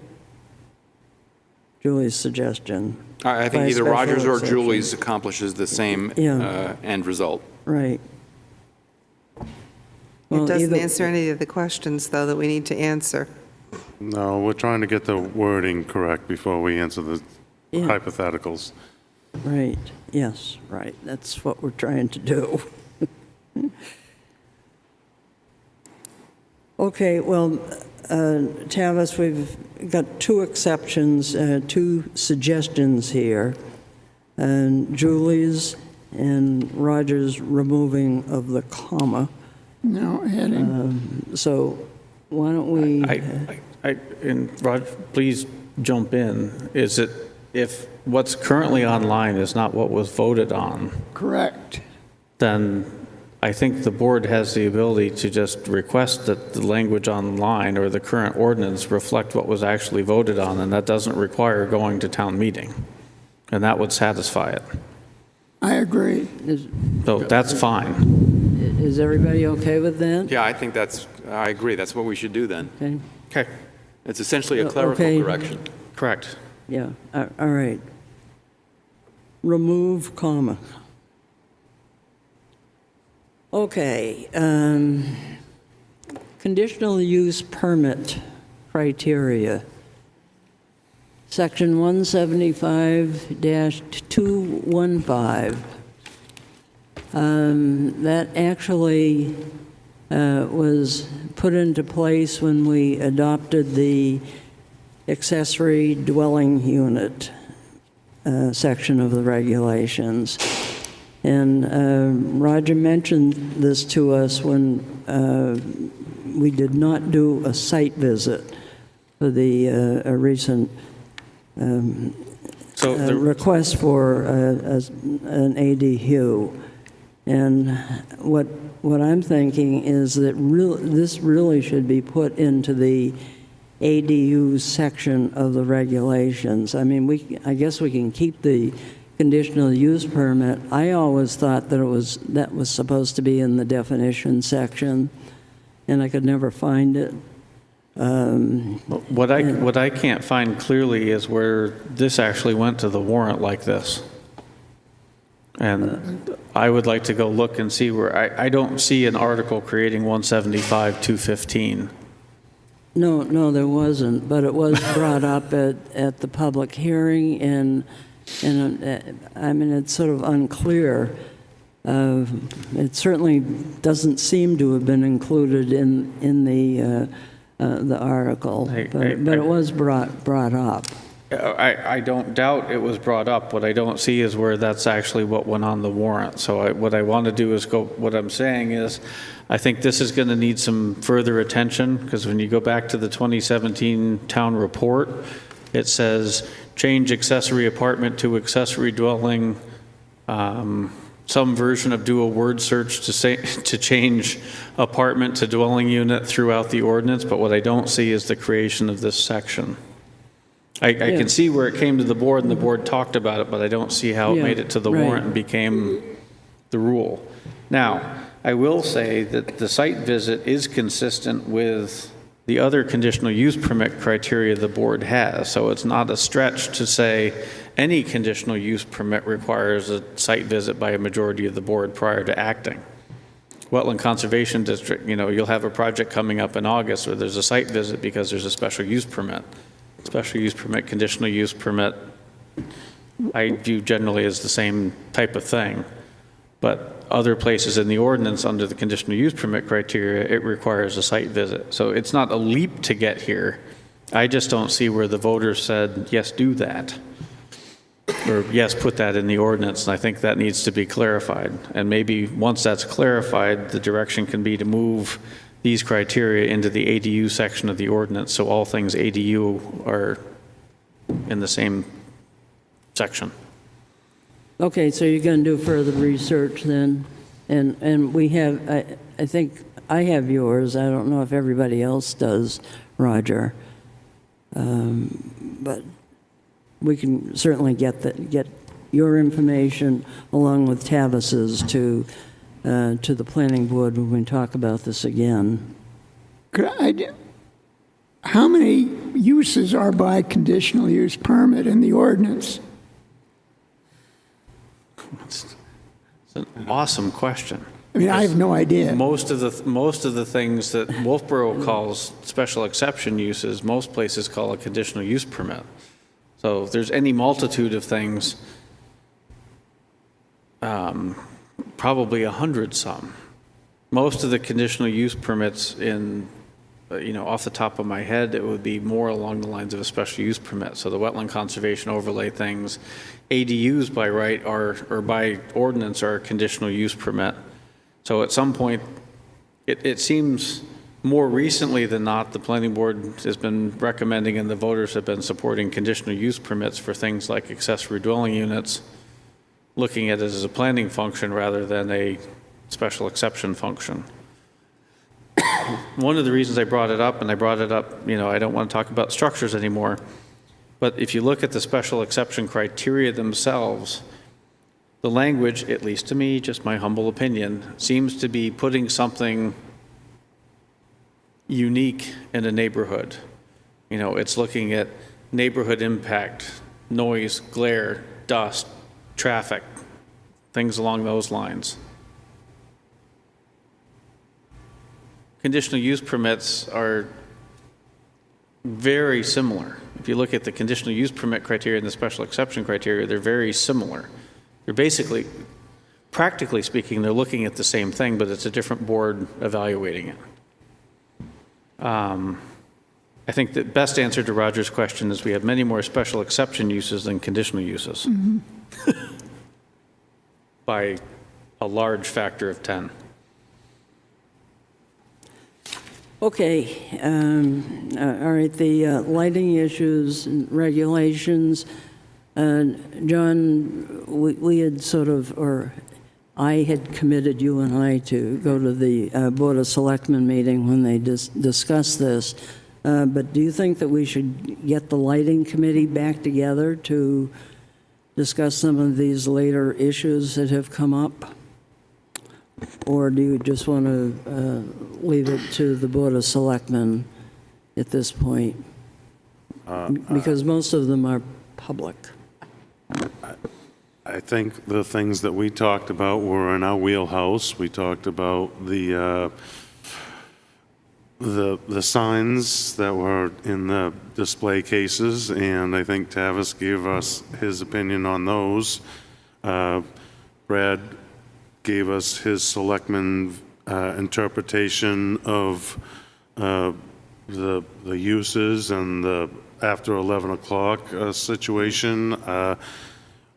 You and I found out about the lights on the poles later on. It wasn't really anything to do with our ordinance, so there was nothing in there anyway about it. Yeah. So I would rather go and get questions directly in front of the selectmen to get it right out in front. Okay. Okay, is that all right with everyone? Yep. Well, I was just going to say, I haven't forgotten, at the last meeting after the public comment on lighting, Planning Board had some general discussions, and I agreed to put together a memo on behalf of the board to go to the Board of Selectmen. I haven't forgotten. It's just 1 week turns into the next week very quickly with no week in between to get anything done. So I'm happy to put that together. And if anyone has particular things they would like in that memo, fire them off sooner than later. And I'll send a draft out to Kathy and John to review and/or sign, and then others can chime in after that's drafted. So I hope to have that very shortly. Okay, all right, that's good. Yeah. Can you just give us a quick CIP update? All of the request forms and related spreadsheets have been put on the B drive for department heads to use. It's my understanding that a number of department heads have been working with the town manager to comply with the deadline, which is fast approaching. I haven't been looking at, it seems what most people are doing is pulling the spreadsheet off the B drive and doing their work on their own computer, and then they'll put them back in. So I'm anticipating a relatively, I'm going to kill it right now, but light CIP year, at least a number of projects or number of new projects, but I have no anticipation of where the values are going to be. I did get sort of an offhand comment from Public Works yesterday that following the storm, some of the numbers are going to go up a bit. But I think that was more reactionary than functional at that point. Okay, I had the date of August 10th written down. Is that still the? I'm sorry? I had written down August 10th at 9 o'clock would be the first CIP meeting. No, the schedule, I don't have access to the B drive here, but I believe the first, because I'm not here the week of August 7th, so it would be the first Thursday after that. Okay. So 18th, somewhere in there. The 17th? Okay, thanks. Okay, it's 9 o'clock. So probably we should kind of wrap this up unless. I can go quickly. If we go back to the cleanup items, starting on page 2. Yeah, right. One of the questions I have for the board, because I can't find the history of it. Does anyone have a recollection of where the front wall of the principal building shall be located within 15 feet of the front property line came from? And is that something the board wants to maintain? Okay. One of the reasons I ask is there's nothing magic about 15 feet. To me, unless someone can come up with the origin, one of the things, and I put it right in here, keep in mind that corner lots have 2 fronts, so now you're requiring a building to be within 15 feet of all street frontages, or effectively. There are some lots in the commercial district that are surrounded by roads. So now you've got to be within 15 feet of all lines to be compliant without a variance. I'm just wondering what's magic about the 15 feet. My suggestion would be to create a development incentive. If the building is located within 15 feet, then you gain X benefit, Y benefit, something else. Which zone is this in? C1, Commercial So- Business District downtown. This It's the only district I can find that has that in it. Yes, that's correct. My recollection is Rob brought this in front of us. The idea was to bring the buildings to the front as far as they could so they could create parking behind the back of the building. And I think that's, I think that's how the magic 15 got there. It was Right, Rob's. and it was during a hearing that Tim Melanson was here, who has the building across the street from Nolan's. And So- we were talking about his building. If we just think of any corner lot, Well, that because would have been a with a corner lot. corner lot, the ordinance also says that in a corner lot, you don't have a rear yard, you have 2 fronts and 2 sides. Let's just assume every lot is a rectangle. So there, Oh, okay, well, his is a corner lot. okay. And But presumably, if you're a corner lot, you're going to want to use as much of the lot space as you can, so you'd be within 15 feet. And this does seem like something that Rob would have suggested, and I think Well, if this lot were vacant and the building was proposed within 15 feet of Glendon or Union, but not Main, it's still in violation of this ordinance. I get where it's going. I mean, the general planning principle is if you're building on the corner, you want the building right up on the corner so that everything is behind it. But it doesn't necessarily If the board is work happy in- with that, that's fine. I'm just asking, is that something the board, I don't think it should say shall, because that doesn't work every single time. You know what I mean? If you even look around downtown, buildings aren't necessarily within exactly 15 feet of the road. no, 90% of them are on the line. Yeah, but some of them are like, 20 feet. You know, not a whole lot, but 20 feet. You know? I remember the corner lot discussion with Matt Sullivan about the house up on North Main Street, and so I don't know, go back to the notes there and see what the discussion was with that one. I don't know, do you know, Kathy, that was the Highland Terrace? yeah, Highland Terrace. So the other suggestion, instead of having that section at the bottom of the page, is typically when the developer pulls up the zoning, they're going to say, what's the required acreage and what are my setbacks? It might be most appropriate where it says, A, setbacks, front yard, street, commercial, within 15 feet. As opposed to saying you have no setback, but way down here, we got you, got to be within 15 feet. Okay, well, So that's an easier way to put it out there for people to digest. okay, does everybody agree that this needs a little flexibility, this section? I would also suggest it is perhaps binding to the planning board who's looking ostensibly at the best use of the land given what the proposed project is. It might make the most sense for the building to be at 23 feet for any number of reasons. The town wants to put in a bus stop, it's not going to move the property line. But if the town wants to put a trolley stop, well, Wolfeboro is it, some amenity, is it really worth the variance criteria to benefit the community, yet the building can't achieve the zone? Well, if you looked at 15 feet would be a good buffer strip or landscaping area on the front of a property. I mean, that's, to my mind, that's, Well, and that's the other idea. Anything greater than 15 feet has to do A, B, C, and D amenities on the street. Because the idea is to prevent parking in front of it. correct. This isn't, this isn't an anti-parking measure. This is put your building here. Yeah, but I don't think you'd want to have a building set back the way Hunter's is. No, in fact, other regulations preclude it because you're not supposed to park in the front yard in that zone. But for the non-conforming, I mean, not that we're talking about that, but there are other ways to prevent what this is, I think, intended to do. Yeah, I mean, if you look No, at, no one is going to put a building back 20 feet and try and, or put it back 50 feet and try and park behind it because you've just wasted all of your commercial real estate.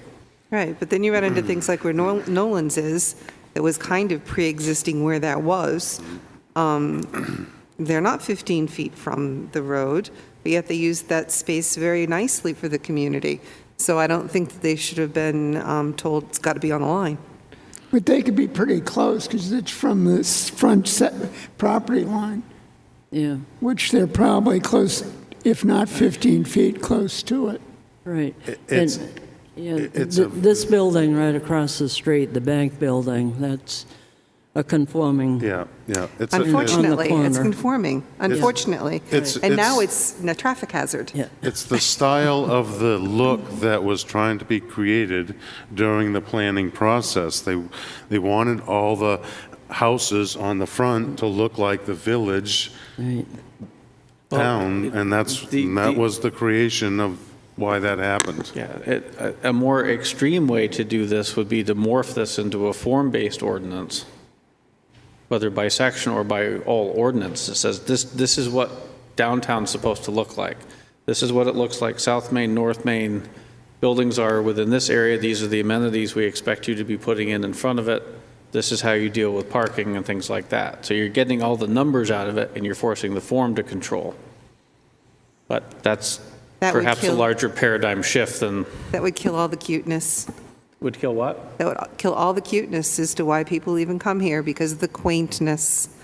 No. You tell them that that's what the buildings need to look like. If that's what it is, you take a picture of that and say the form is a 2 to 3 story, front entrance, Right. all of that stuff. And then it looks like a whole bunch of condos. That's why people come here, because they're all different. Anyway, Well, just food for thought on the 15 feet. okay, all right. On the third page, this is in the Wetlands Conservation Overlay District. The minimum wetlands buffer, which is more restrictive than a setback, shall consist of undisturbed land in accordance with the following requirements. The only exception would be driveways. But then later in the same ordinance, 17510C3, the construction, repair, maintenance of streets, roads, and other access ways, including driveways, is a conditional use permit. So which is it? In this case, we're looking at issuing a conditional use permit under 17510C3. A driveway is not a use or a land use. It is a use within the wetland, I'll concede that, or within the wetland setback and buffer. But the section, the overlay starts by exempting driveway crossings. So one of them, I would submit, needs to change, because I can't find the origin of the exception for driveway crossings. I think, and I hate dabbling in this, I'm going to say the word intent. I think the idea was if somebody had a conforming structure and the only way to get into the driveway or get into the garage had a driveway that perhaps touched the setback, that doesn't need a conditional use permit.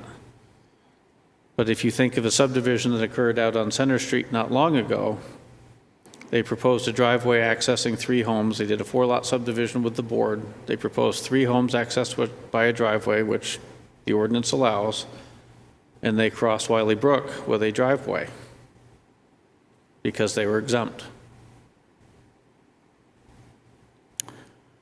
Okay, what do you think, So- folks? I've talked to Dan Coons a little bit about that, and he said, yeah, driveways are exempt. I said, but they're not, because back here, it's a special use permit. Now, the other reason I highlighted this, or I emboldened in other access ways, if you look in the definitions section online, and you go all the way down to the bottom, the term access way was removed from the ordinance. So I don't know what an access way is, if not a street, road, driveway, footpath, bridge, etc. One of the other reasons I want to bring this up is bridges is really only defined by DES. A bridge is top of bank to top of bank, i.e. you can cross a wetland. I'm not talking about buffer or setback, but you can cross a wetland, river, bog, what have you, with a bridge as long as you go top of bank to top of bank without a state dredge and fill permit. And building code does not address bridges. Bridges typically live in highway language, but we don't have an ordinance on bridges. So I'm just looking at everybody's face. My suggestion is the only exception would be for driveway crossings comes out. And that allows the board to address streets, roads, access ways, driveways, footpaths, bridges as special, conditional use permits. Okay. That's just a recommendation, et cetera. The last one on that page, no, almost the last one. There is a discrepancy between the shorefront residential district boundary description in the beginning of the zoning ordinance. It says that the shorefront residential exists from the reference line to a depth of 300 feet, but the shorefront regulations only actually regulate 250 feet.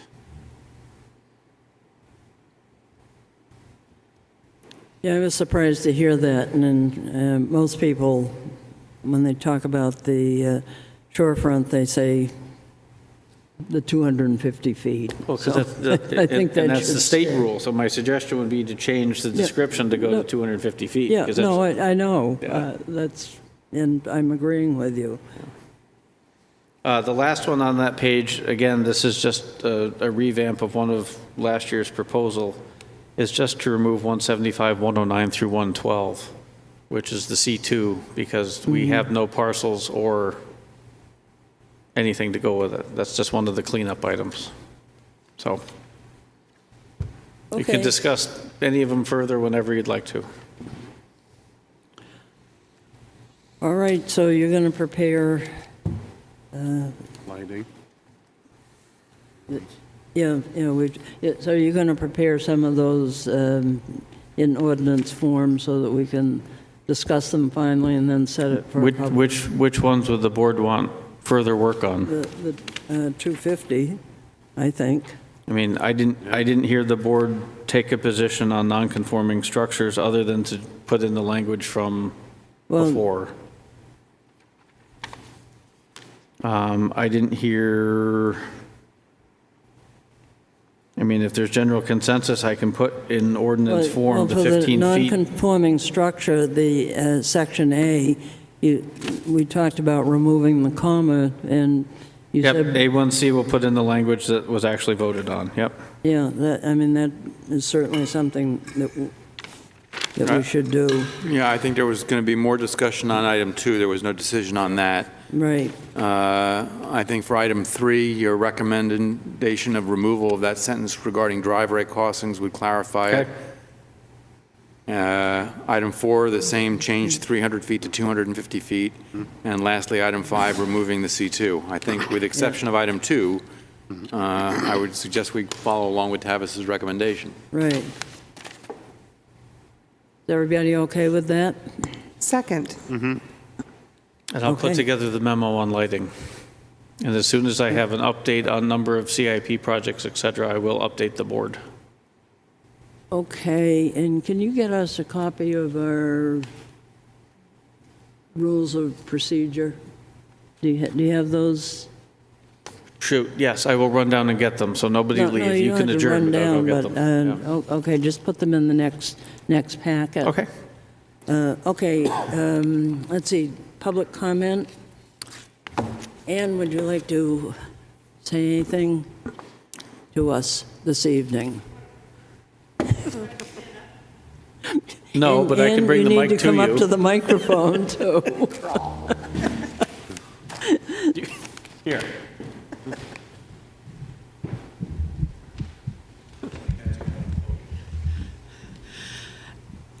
I'm going to send in some thoughts I think that we've already sent in about doing a housing public feedback thing.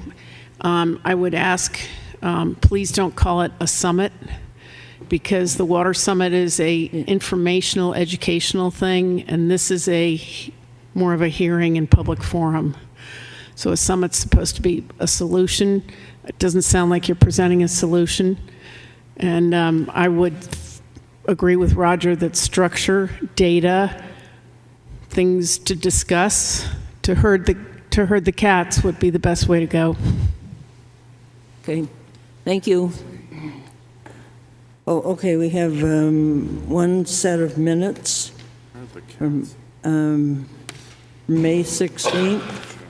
I'll make a motion to approve the minutes of May 16, Okay, May 23, and thank the secretary for incorporating the changes.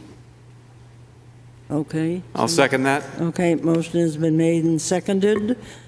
All in favor, please say aye. Aye. Opposed?